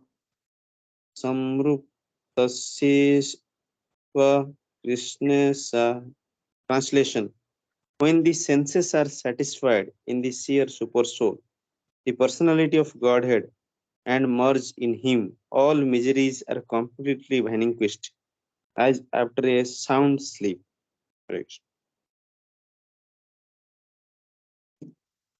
So here, when the anartha nivritti removed, what will be our condition? An example is given to help us understand that. When the senses become fixed on the attractive Lord, who is beyond material influence, and who glances upon his devotee with mercy, the sufferings disappear completely, like the complete disappearance of suffering in deep sleep. During the daytime, we go through misery. In the dream also we go through misery. In the dream, we go through a particular story. In that story, there could be some misery. But only when we are in deep sleep, we are indifferent to the miserable condition, either in the waking state or in the dream state. Similarly, when we are bereft of all the anarthas, after attaining true knowledge, we are completely free from all the miserable situations. So it is like that. When the senses become completely fixed on the Supreme Lord, who is so attractive and who is beyond material influence, and we also become beyond material influence, and we become, our suffering becomes completely disappears. By drishta atmani, by the glance upon the, by the glance of the Supreme Lord, everything will be removed. According to Jnana, this takes place when the senses and the functions of the mind are destroyed, just like the removal of active senses during deep sleep. So when we go to deep sleep, our senses and our mind are completely put to rest. They are as good as dead. Then we don't have any miserable situation. So by the practice of Nivritti Dharma, our senses and our mind completely becomes purified. They do not have any material desire, material hankering. They only have attachment to Supreme Lord. Then we don't have any further miserable experience. So like that. When the Jiva realizes the Paramatma, Brahman or Bhagavan, Atmani means Paramatma, Pare means Brahman, Haro means Bhagavan. By Bhakti arising as an Anga of Jnana, the suffering stops. Just like one who has achieved deep sleep, sufferings such as loss of wealth or loss of sons completely disappears. So by the practice of Bhakti Mishra Jnana, the Jnana component in the Bhakti Mishra Jnana removes or purifies the mind and senses. And Bhakti reveals the personality of Godhead. So both are doing the respective functions. So one experiences complete bliss. Just like in deep sleep, we actually forget the loss of wealth and loss of family members. So when some of our family members are passed away, we are actually in intense pain. And in the night time when we go to sleep, throughout the day we are in intense pain. But in the night time when we go to sleep, if we, by good fortune, if we get deep sleep, we actually forget the pain. So it is like that. According to Bhakti, when the senses such as eye, ear, nose, skin, tongue, and mind become completely absorbed in the beauty, voice, the beauty means the eyes are attracted to the beauty of the Lord, the ears are attracted to the voice of the Lord, the nose is attracted to the fragrance of the Lord, the skin, the touch is attracted to the softness of the body of the Supreme Lord, the tongue is attracted to the sweetness of the Lord's prasad, and the mind is attracted to the cleverness of the Lord.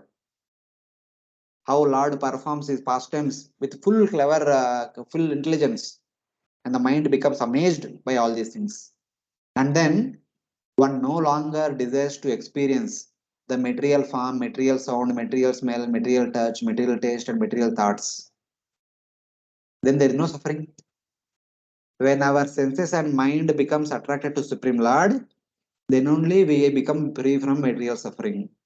As long as our senses and mind are attracted to the material objects and material thoughts, we get material suffering. This is simple understanding.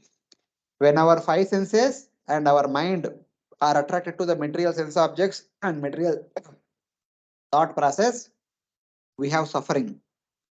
When our five senses and our mind are attracted to the five different aspects of the Supreme Lord and the cleverness in Lord's pastimes, then we will have no more misery. This is the solution to all our problems. There is nothing more than this.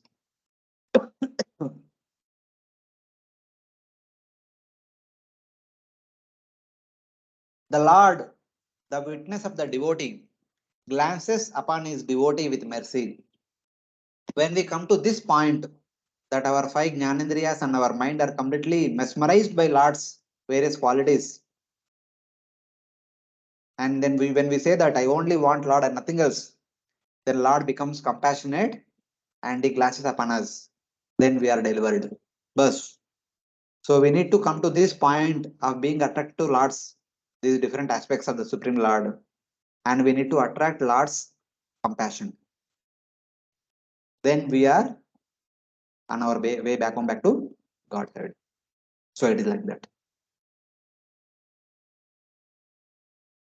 Complete absence of suffering is like a person whose sleep is not broken by dreams.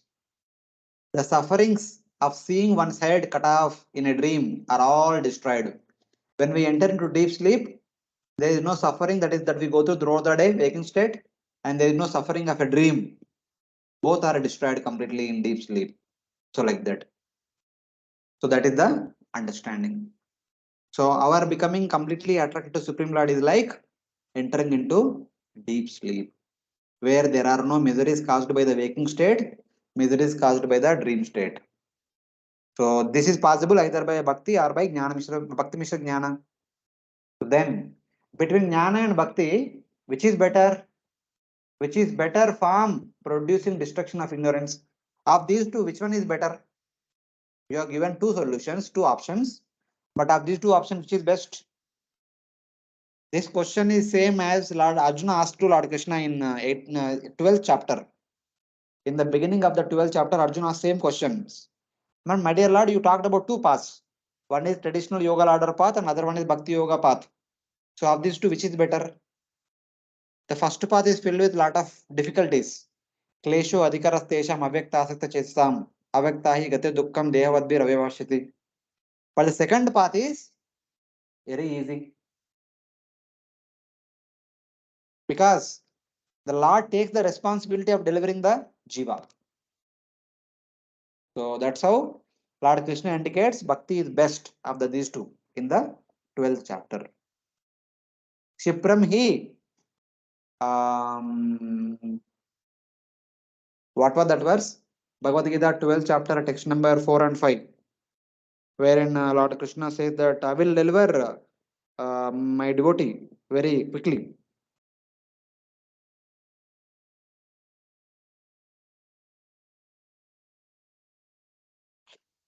Etu sarvani karmani mayi sanyasya matpara ananyeneva yogena mam dhyayanta upasate. Ananyeneva yogena matlab ananya yoga means ananya bhakti.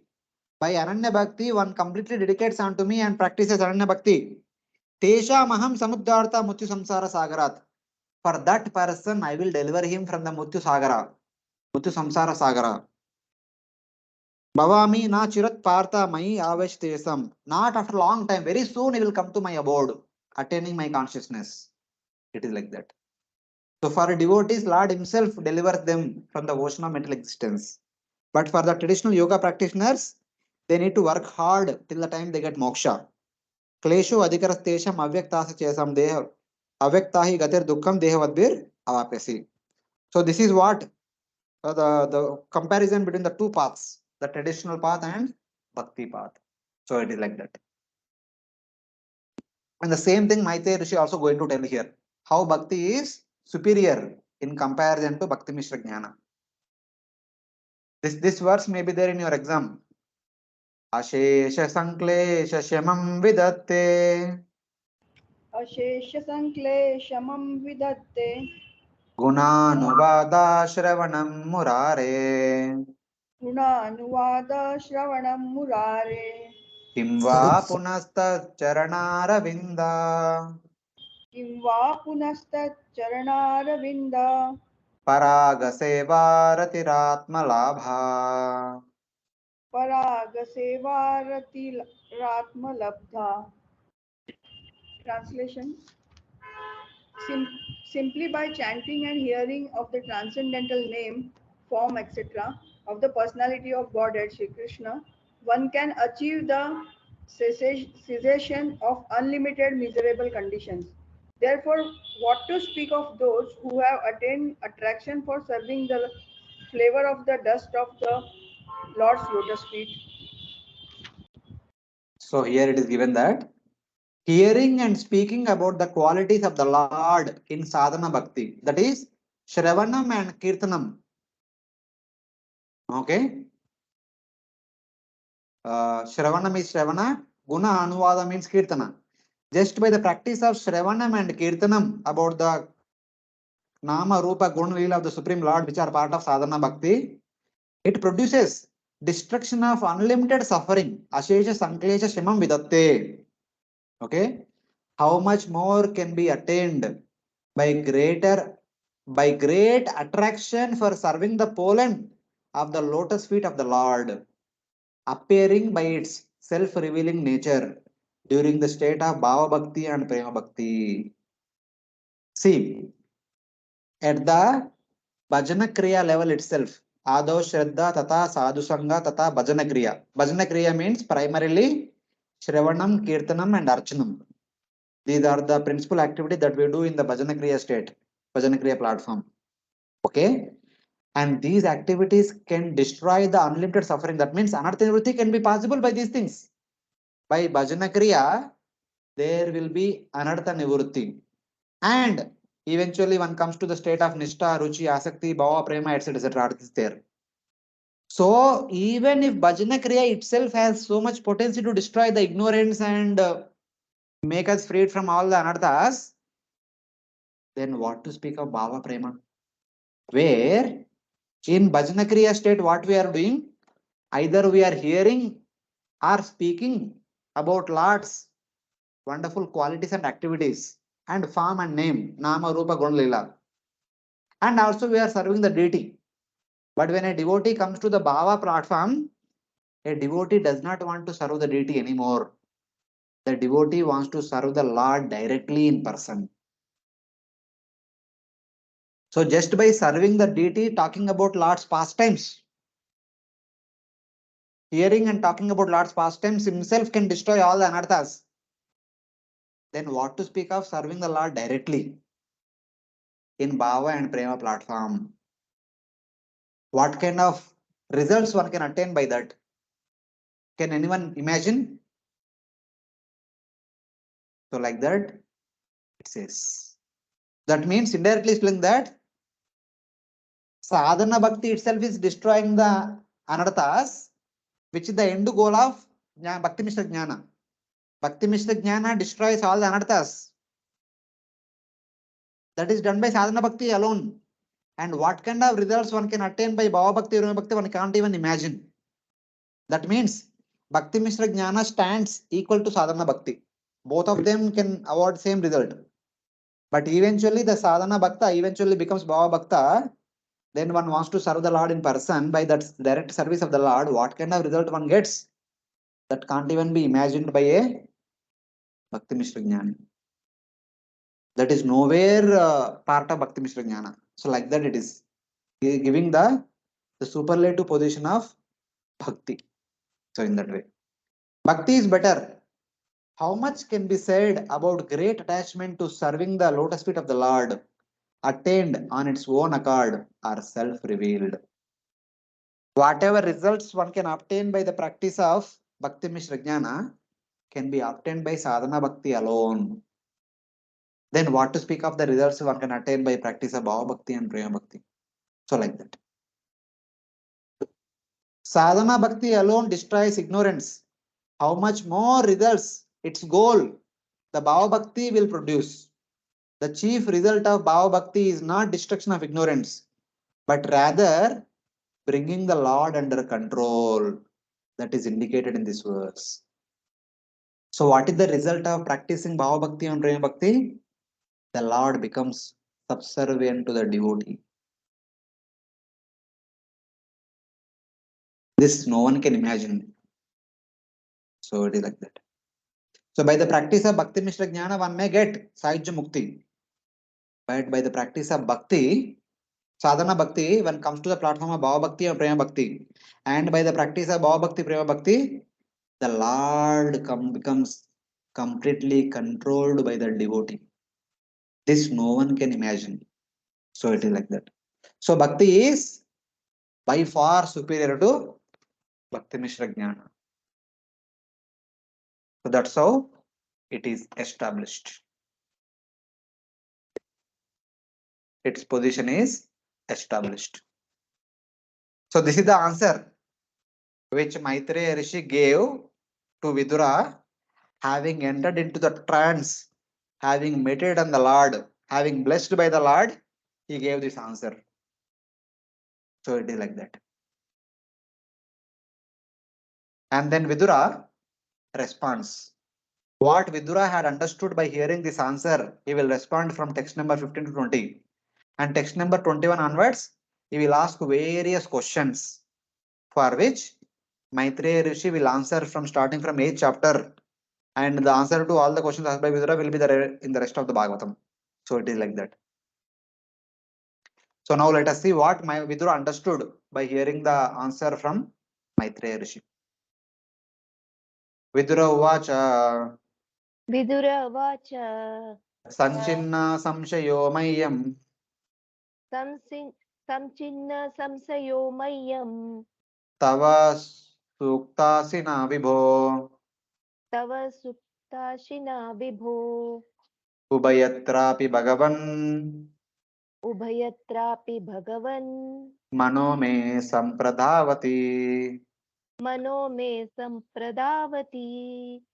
Vidura said, O powerful sage, my lord, all my doubts about the Supreme Personality of Godhead and the living entities have now been removed by your convincing words. My mind is now perfectly entering into them. Hare Krishna. Yeah. So Vidura says, O Lord, all of my doubts have been cut by the sword of your skillful speech. Tava Sukta Asina. Asina means the sword of well spoken words have destroyed all my doubts. Sanchinna Samshayo Mayam. My mind completely understands both the independent Lord and the dependent Jiva. Now I am clear about the position of the Supreme Lord and Jivatma. By your skillful words, which are like a sword, to give enlightenment to me, my doubts have been completely cut.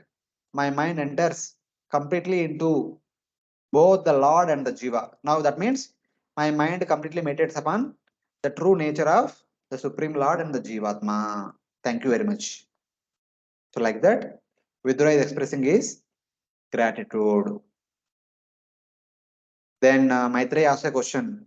What did you think of my explanation? What do you understand from my explanation? For which Vidura answers now. Sadvetad vyahritam vidvan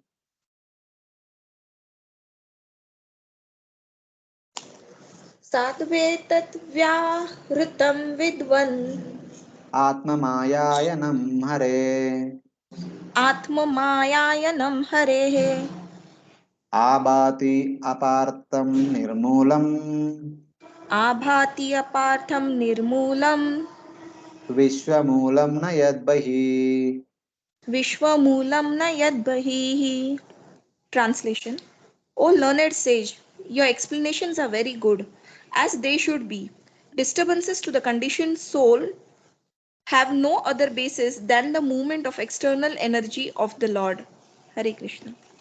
Yeah, my Vidura says here, O Lord Maitreya, you have accurately explained how the external energy, Maya, whose actions, which are without purpose and without cause, is under the shelter of the Supreme Lord. And you have explained how the Jiva's bondage, which is without purpose and without cause, is under the shelter of Lord's Maya. So Maya is of Supreme Lord and Jiva's bondage is under the shelter of Maya. Except for that, there is no cause for the universe. And that Maya is the cause of this visible universe. So this is what I have understood from your talk. Oh Brahmana, you explained it accurately. The external energy, the Mahamaya, is under the shelter of the Supreme Lord. Though the Lord is without gunas, he possesses these gunas through possessing Maya. By these gunas, the lordship for material creation manifests. The doership for material creation manifests. So Lord does not do anything directly, but since Lord possesses Maya Shakti, and since Maya Shakti does the creation of the material nature, and it is said that Lord is creating the material world. So like that. Because the Lord is the self-satisfied, this act is said to be without goal. It has no cause because there is no other instigator. So, Lord does not have anything to attain by creating the universe, and there was no impetus or there is no force upon the Lord that he should create.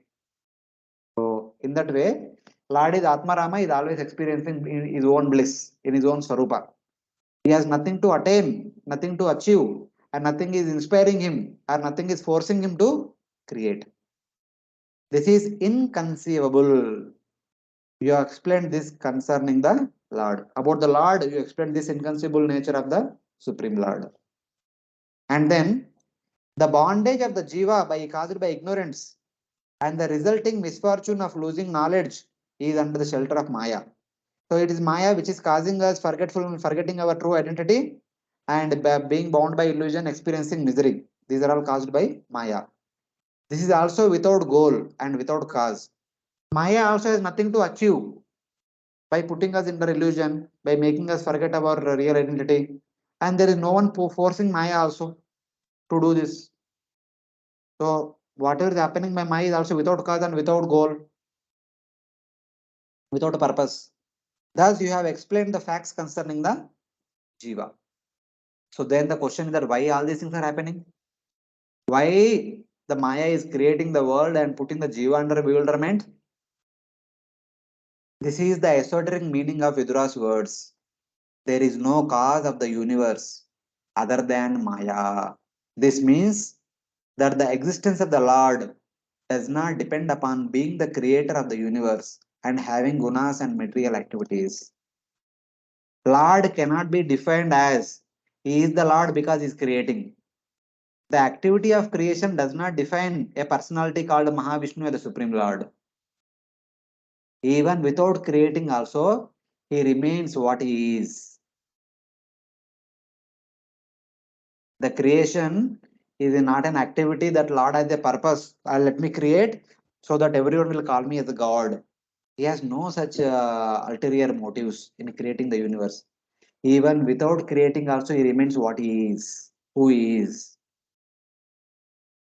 So it is like that. But the creation is happening by Maya, and it is by Maya only the conditioned Jiva comes under illusion and bewildered and experiences misery. And by doing all these things also, Maya does not have anything to achieve. Maya has no hetu, no purpose, no goal to achieve, or no. There is no one forcing Maya also to do all these things. So it is like that. Until now, I have been drowning in the sorrow of doubt because of ignorance. This is expressed in the next verse. So Vidura is actually responding what he had understood by hearing Maitreya's answer. Now Vidura says, Yascha moodatamo loke यश्च मूढतमो लोके यश्च बुद्धे परं गतः यश्च बुद्धे परं गतः तावुभौ सुखमेदत्ते ताौ उभौ सुखम् ईदत्ते क्लिश्यति अन्तरितो जना. क्लिश्यति अन्तरितो जना. Translation. Both the lowest of fools and he who is transcendental to all intelligence enjoy happiness, whereas persons between them suffer the material pangs. Yeah. He who is the most foolish, Moodatamo, topmost foolish in this world, and he who has attained the Lord beyond matter, Yascha Buddhe Paramgataha, whose consciousness is in the Supreme Lord always, they increase happiness continuously. Ta Ubhav Sukham Edate, both of them experience true happiness. Whereas those who are in between, half knowledge, half ignorance, they continuously go through suffering. One person who is the most foolish, like an animal, whose intelligence is engaged in enjoying material objects and ignoring the suffering, and another person who has achieved a Supreme Lord, who is beyond matter.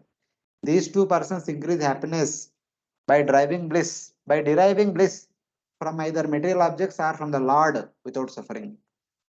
A foolish person is happy by experiencing matter. A pure devotee is happy by experiencing the Supreme Lord. But in between people, he who desires to reject the material world by examining the suffering cannot accomplish this without attaining bhakti. He who is in between these two suffers in the ocean of doubt by not having either type of bliss. A person with half knowledge is always in misery. A ignorant person and person who has realized, both of them are in real happiness, in complete happiness. So like that.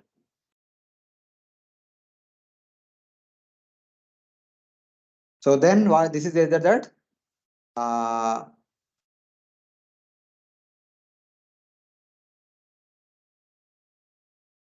without attaining bhakti, one cannot attain freedom from material misery. So bhakti is the solution. So that he will tell in the next verses. Atabhavam vinischitya अर्थाभावं विनिश्चित्य pratitasyapi natmanaha प्रतिस्तस्यापि नात्मनः tam chapi yushmak charana तां चापि युष्मच्चरणा sevayaham paranude. सेवयाहं परानुडे. Translation.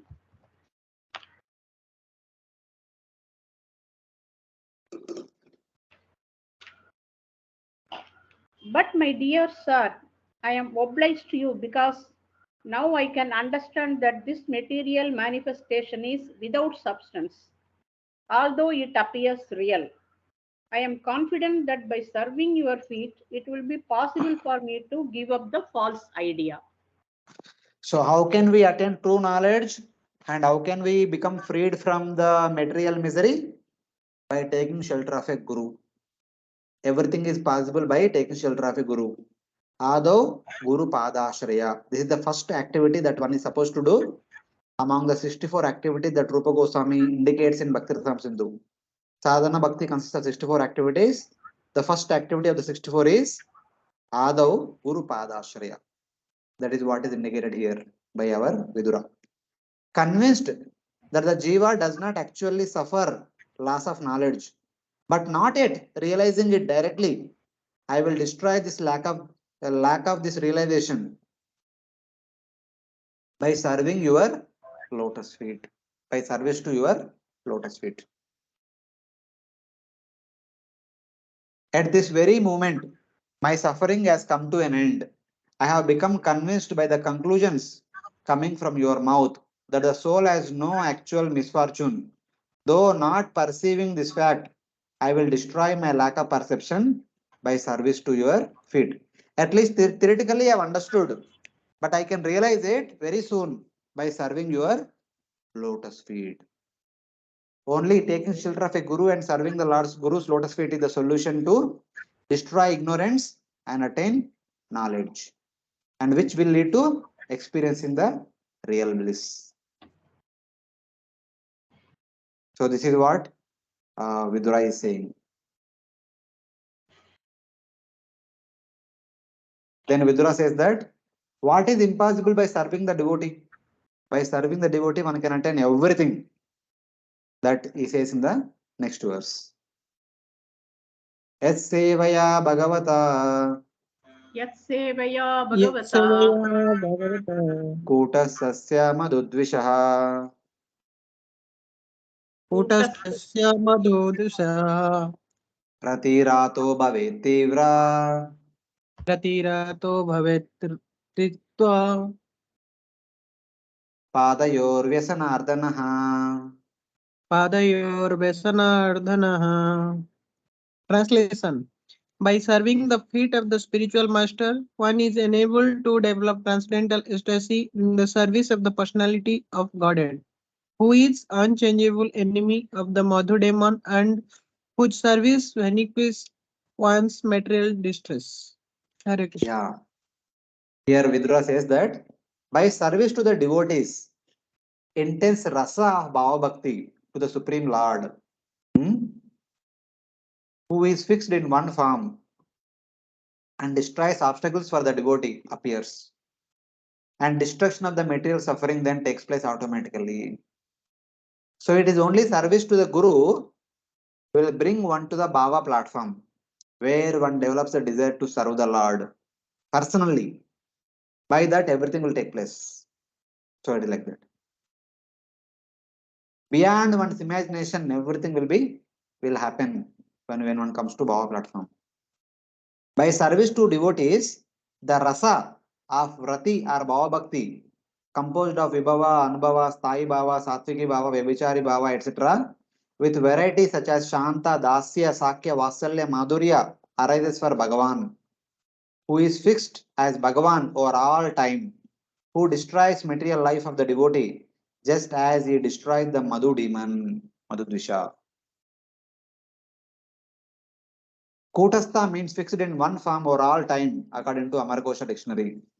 Bhava Bhakti is called Thivra or sharp because by its sweetness, it surpasses all other material or spiritual sweetness. It implies one to become unaware of all else. Actually, when one comes to Bhava platform, one wants to serve the Lord in person. When this desire develops in the heart of that Bhava Bhakta, for him, the Sahajya Mukti is insignificant. Sahajya Mukti becomes insignificant because he already developed attraction to serve the Lord in person for the rest of eternity. He does not want to get Sahajya Mukti at all. He does not even look at Sahajya Mukti. That person will say that Kaivalya Narakayate. Sahajya Mukti will be like the hell for a Bhava Bhakta. Because he only want to serve the Lord in person, nothing else. He does not even want to do some reward service. He want to do direct service to the Lord. Anything else other than this will be like Naraka for that devotee. So it is like that. This is only possible when one practices sadhana bhakti, which is given to one by a guru, which is obtained by taking shelter of a guru. So who can take shelter of such a guru? Who by teaching a sadhana bhakti can bring us to the platform of Bhava Bhakti, where we develop a desire to serve the Lord in person and which will give us everything beyond our imagination. That is indicated in the next verse. Durapayi halpatapasa. Durapahi Alpa Tapasa Seva Vaikunta Vartmashu. Seva Vaikunta Vatmasu Yatropagiyate Nityam. Yatropagiyate Nityam Devo Janardanaha. Deva Devo Janardanaha. Translation: persons whose austerity is meager can hardly obtain the service of the pure devotees who are progressing on the path back to the kingdom of Godhead, the Vaikunthas. Pure devotees engage 100% in glorifying the Supreme Lord, who is the Lord of the demigods and the controller of all living entities. Service to the devotees, those on the path back to Vaikuntha, who are constantly singing about the Supreme Lord, is rarely achieved for those who perform little austerity. Durapayi halpatapasa. For people who perform little meager austerities, they will never ever get this opportunity to serve the bona fide devotee, who are constantly engaged in discussing the Lord's wonderful activities. What was that verse? Last but one verse, one of the last verses of 7th chapter of Bhagavad Gita. Esham tu antagatam papam jananam punya karmanam. E dvandva moha nirmukta bhajate mam drudavrata. Esham tu antagatam papam jananam punya karmanam. By constantly performing punya karmas, one will become freed from the papa karmas and the desire to perform papa karmas. And by the way, while executing punya karmas, one executes some service to some devotees unknowingly, that is acting as Ajnata Sukruti, can bring one to a devotee, or can bring a devotee to such a Punyatma. Then one's bhakti begins. So same thing. By meager austerities, one cannot attain service to some devotees who are constantly engaged in Shravanam and Kirtan of the Supreme Lord. That means we need to continuously perform austerities and punya karmas, which will act as Ajna Sukriti and then will bring us close to the devotees in that way. Service to the great devotee is very rare. Though the verse says that those with little austerity rarely attain the devotees, this is only a conventional expression. Service to devotees attained only by the mercy of devotee. It is not attained as a result of austerity. So by the way, when we perform austerity and punya karmas, there is a chance that we may unknowingly we may serve the devotee that can act as Ajna Sukriti, that can bring us close to a devotee or that can bring a devotee close to us. Then our bhakti will begin. Those on the path of Vaikuntha means those who are constantly engaged in sadhana bhakti or sadhya bhakti or bhava bhakti, prema bhakti. They are already on the path to Vaikuntha. So it is like that. So this is till now, from the beginning of this chapter till now. So why Vidura had some questions, Maitreya answered, and Vidura responding is understanding of the answers and is acknowledging Maitreya and expressing his gratitude for all these questions. So any questions? All of you followed it? Yes, Prabhuji, I have one question. Yes, Prabhu. Just regarding that same sloka Duropahi Alpatapsa. Prabhuji, if you see in the context, like those who are pure devotee, even the Guru Maharaj, they have hardly get the chance of this Bapu Seva. So can you consider this also in that category? Because not everybody is getting the chance of the Bapu Seva. Yes. Seva is Seva. It's not necessarily Vapu Seva.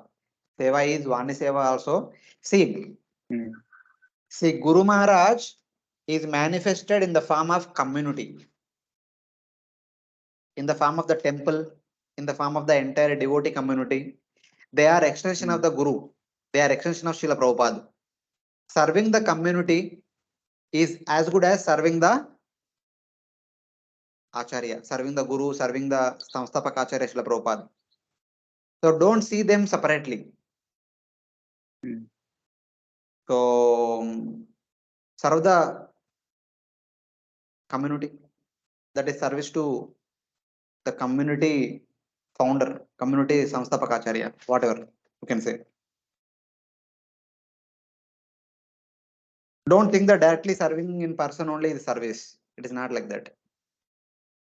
So like no, my question is ki, yeah, because those who have meager austerity or meager punya, they can't give the service to that.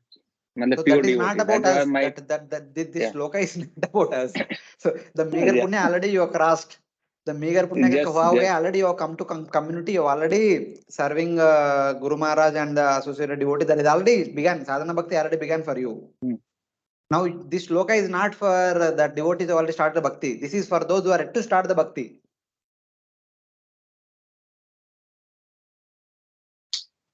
Are you getting? Yes. See here, yes, see. yes. Those on the path of Vaikuntha. What is it? Vaikuntha Vartmashu means those who are constantly engaged in sadhana bhakti or sadhya bhakti. So are you practicing sadhana bhakti or not? Yes, you are practicing. Then you are already on the path of Vaikuntha. Actually, you need to give your association to people outside. The Durapa are the people outside, and you are Vaikuntha Vatmashu. You need to bless them by your association. तो यार तो इतना बड़ा order पे बैठा दिया मैं order नहीं अभी क्या देखो कोई किसी के कारण आप इधर आया आपके कारण कोई और आना चाहिए otherwise you are simply taking you are not giving you will become as a runi. If you only take and we don't pay back, we will remain as debtor. Yeah. So we need to pay back also. So we received from someone and we need to give it to someone else. So that we are free from debt. If we keep it with us, so one day we have to pay back. If we don't pay now, if we have to pay tomorrow, we need to pay with interest. Yes, that much is so sure. pay now, no need to pay interest. That's why if you see in the village markets, when they give sabji, they take some money, they give 1 kg tomato, and at the end they give 1 or 2 tomato extra. So giving 1 kg tomato is equal, and giving 1 or 2 tomato extra, it is like, I mean, just on the safe side. If at all I am charging more money from them, it will be balanced by these 2 extra tomatoes. This is the cultural aspect. So what we receive, we should always add something to it and give it to others, so that we are not indebted. If we don't pay today, we have to pay tomorrow, and tomorrow paying tomorrow will be a troublesome experience.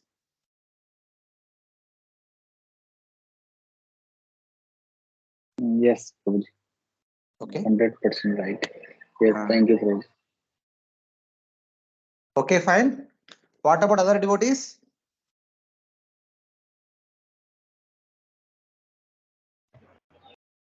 Haribol Prabhuji. Understood, Prabhuji. Yeah. Okay, thank you. So now we have few minutes only, some 10-15 minutes only, not much time. So we are still on the backlog, so many shlokas we are behind. So I will just read through these questions. We will not recite shloka. I'll just read the translations and see if some notes are there. Only translations are there for all these sections. We'll discuss the shlokas, I mean the questions, and in the next class we will discuss the remaining. At the end, some important verses are there that we will discuss that need some discussion. So you don't repeat, just see the slides. Okay. Here Maitreya Vidura is asking so many questions, just like Parishit Maharaj asked so many questions in the second canto 8th chapter. The similar questions here Vidura is asking. Vidura says, having first created Mahatattva and other elements successively one after the other, and constructing the universal form from the combination of those 28 elements, so 24 elements, the Lord then entered that universe, the Brahmanda, as Garbhodakshaya Vishnu. Out of joy of achieving satisfaction, Vidura repeats what Maitreya said in order to ask details of the pastimes just heard. So first, Vidura is summarizing what he had heard in the previous 2 chapters, chapter 5, chapter 6. And then he will ask some subsequent questions. The Lord is called the first Purusha, that is Mahavishnu, with 1,000 feet, 1,000 thigh, 1,000 arms, Sahasra Shirsha Purusha, in which all the planets exist with their extensions. So the Lord is called first Purusha with thousands of Sahasra Shirsha Purusha. From him manifests the universal form which contains everything. So in that way. This is the description of Karmadaksha Vishnu. All the planets exist in him, since all the universes reside in his air holes. So it is like that. And then, in the universal form, you described 10 life airs of 3 kinds. 10 life airs called as Prana Shakti, and 3 vrut of 3 kinds. 3 kinds connected to Atma Shakti, Adhyatma, Adibhuta, and Adideva, etc. Along with the sense objects and senses. And from that form, the 4 Varnas arose.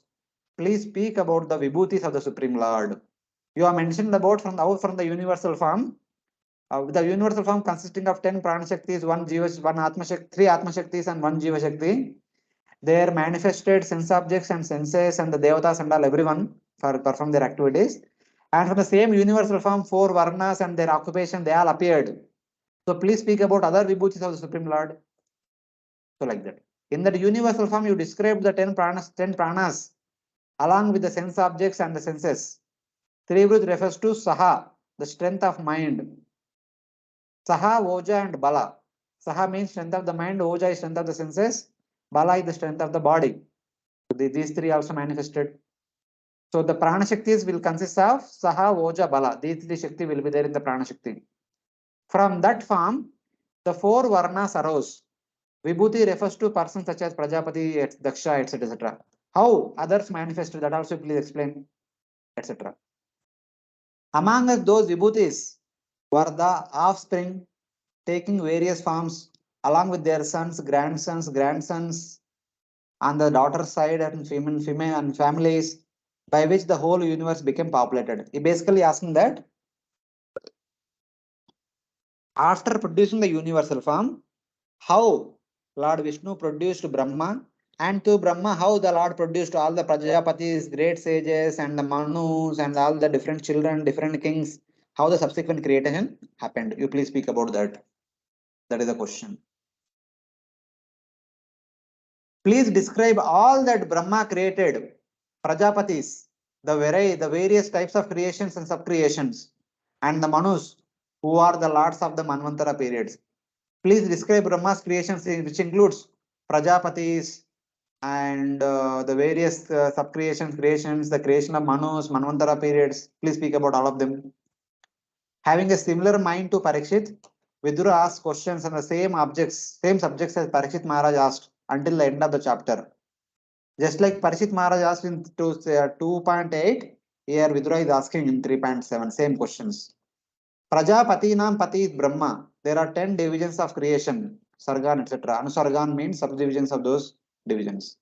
So basically all the different types of creations, please explain them, like that is asking. Oh Maitreya, please describe the planets above and below the earth, their appearance, dimensions, and also describe the earth. So basically telling that, please describe 14 lokas. Describe about Bhuloka, Bhuvarloka, Swargaloka, Maharloka, Janloka, Tapaloka. These are upper planetary systems. Atala, Vitala, Sutala, Talatala, etc. lower planetary systems. Describe about all of them. Talk about them. Please describe the devatas, humans, animals, reptiles, birds, and creatures born from wombs, perspiration, eggs, and seeds. Those who are born from Garbha, Garbhaja, Svedaja, Dvija, that means Andaja and Udbija. Talk about all these different variety of creations and the destruction of those creatures. So it is like that. Some Yuham means distribution. Garbhaja means born from wombs, such as humans and animals. Those born from perspiration are worms and stinging insects. Some of the insects and worms are born from the perspiration, Svedaja. Those born from the eggs, Dvija, are birds. The birds are born from the eggs. The birds are called Dvija because first they are born in the form of egg, and from egg again they are born as a bird. They are appearing 2 times. That's why they are called Dvija, twice born. So in that way. And those that germinate, Udbijam, are the trees and shrubs. So in that way. Please describe the exploits of the Lord of Lakshmi, who has created the authorities for creation, maintenance, and destruction of the universe through the Gunavataras. So please speak the activities of the Gunavataras. Lord Vishnu had created the sanction for creation, maintenance, and Brahma creates, Kshirodaksha Vishnu maintains, and Shiva destroys. Please describe the activities of these three Gunavataras. Please describe the divisions of Varna and Ashrama according to features, behavior, and nature, as well as the birth and activities of the sages and the divisions of the Vedas. So please talk about the Vedas, please talk about the birth and activities of the sages, please talk about the 4 Varnas and 4 Ashramas and their duties, etc. Rupa means their features, Shila means their conduct, Swabhava means the qualities like sense control and mind control. You talk about all these things, about all these people. Please give a detailed description of Yajna and Ashtanga Yoga, Jnana Yoga, Sankhya Yoga, and well as Bhakti Yoga, which is coming from Narada Pancharatra. Please talk about all these different variety of sadhanas. Vitanani means detailed description. Yoga refers to Ashtanga Yoga. Naishkarmasya refers to the path of Jnana, which is the method of destroying the karma. So Naishkarma refers to Nishkama Karma Yoga, which leads to Jnana Yoga. So please speak about Nishkama Karma Yoga, Jnana Yoga, Ashtanga Yoga, Sankhya Yoga, and Bhakti Yoga. So like that.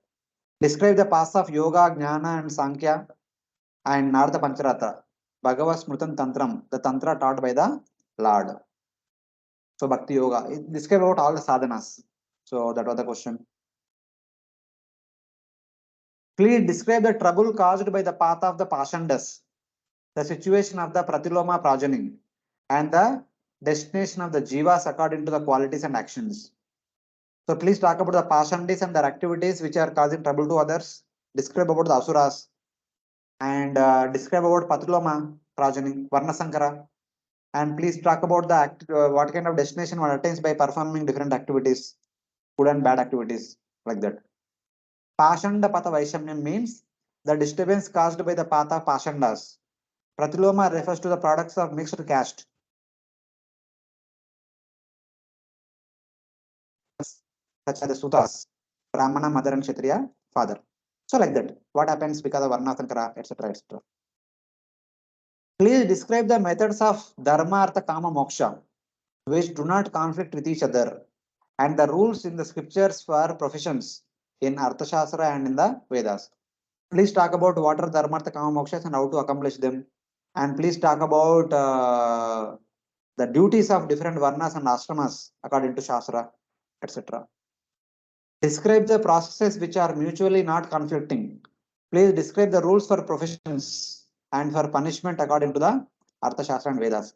So what will be the activities of punishment by the king? Talk about them. So like that. Describe the rules for the death rites. When somebody dies, how to perform Shraddha rites. Talk about them. The creation of the Pitrus and the position of the planets, constellations and stars and divisions of time. Talk about all these things. Please talk about Shraddha rites. Please talk about the Pitrus. Please talk about the planets, stars, constellations and the time, etc. etc. Kalayana Sammatam means the position of the planets, constellations, and the stars according to the days, nights, months, and years, etc. And then, please describe the results of charity, austerity, and Agnishtoma sacrifice, community services, okay, and the authorized actions prescribed for a man in distress while traveling.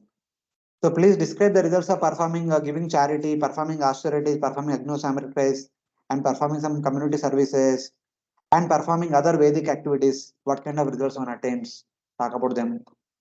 Oh, sinless one, please tell by what acts the Lord, the cause of Dharma, who gives to his Sakama devotees what they want, is satisfied. And please describe the sadhana for pleasing the Lord who gives prema. So basically, we go to Lord and pray for something, the Lord gives that. But how? Please tell me how to satisfy the Lord. And by doing what? The Lord give us prema bhakti unto us. Tell me the means of it, like that. Vidura has already said, oh my Lord, I have repeatedly heard about these higher and lower status of human society from the mouth of Vyasadeva. And I am quite satisfied with all these lesser subject matters and their happiness. They have not satisfied me with the nectar of topics of Lord Krishna. He has already understood these topics, these things from Vyasa. However, now he wants to hear again from the mouth of Maitreya the necessary knowledge in order to become detached. So though Vidura know about all these things, he had heard many times from Vyasa, but he still wants to hear about all these things from Maitreya once again in relation to Supreme Lord, so that he can detach from the Supreme Lord and become attached to Supreme Lord. That's why he's asking how to satisfy the Lord and how to attain Prema Bhakti, something like that. Having completed those questions, now he asks what he really wants to know. But Janardana, he who bestows things to his Sakama Bhaktas is the cause of all dharmas. Or Janardana can mean he who gives suffering to his pure devotees by the pain of increased prema. What is the method for pleasing this Lord? Please describe the type of qualification of such a devotee. So one meaning of Janardana is he who removes the suffering of his Sakama Bhaktas. Other meaning of Janardana is he who gives pain to the Prema Bhaktas, because Prema Bhaktas are longing to serve the Lord in person directly, but Lord is not coming appearing, so they are in painful situation. So like that. O best of the Brahmanas, though not asked, the Gurus who are concerned for the suffering teach what is necessary to their obedient students and the sons. He says that, so my dear Guru Maharaj, though I have asked so many questions, but please speak everything that is in connection to Supreme Lord. Even though when a disciple does not ask, also some does not ask, it is the duty of the Guru and the parents for the well-being of the student and the child. The father or the Guru will teach everything. So in that way, I do not know the most valuable thing to ask for. You should speak about it by your causeless mercy. Though I don't know what to ask, but being merciful, you please tell me what is good for me. So like that. How many types of destruction are there for the various elements? Who remain serving the Lord during destruction and who goes to sleep? So basically, now please tell me one important thing. You have talked about how creation takes place. You tell me okay, how annihilation takes place. And after annihilation, who remains to serve the Lord? Who will serve the Lord? Indirectly asking that, please speak about the Vaikuntha, where the Lord is constantly served by his intimate associates. Having asked about sadhana bhakti, since sadhana bhakti is sadhya bhakti is eternal, to dispose of any erroneous conceptions about this fact, Vidura now asks about the destruction of the material world. That means the sadhya bhakti, the prema bhakti, is executed in Vaikuntha by Lord's associates. So after destruction, who will serve the Lord? Lord's associates. So you need to speak about that. So like that. At the time of this destruction, who served the Supreme Lord while he sleeps? Just as one served the king by waving a chamara. So like that. This implies that the bhakti of the associates of the Lord and the Lord's abode are eternal. It is said in the Kashi Kanda of Padma Purana that my devotees are not destroyed at the time of the final destruction of the universe. My devotees who are serving my deity here will after destruction will come to my Vaikuntha and they serve me in person. My devotees are never destroyed. My seva will never be stopped. So like that.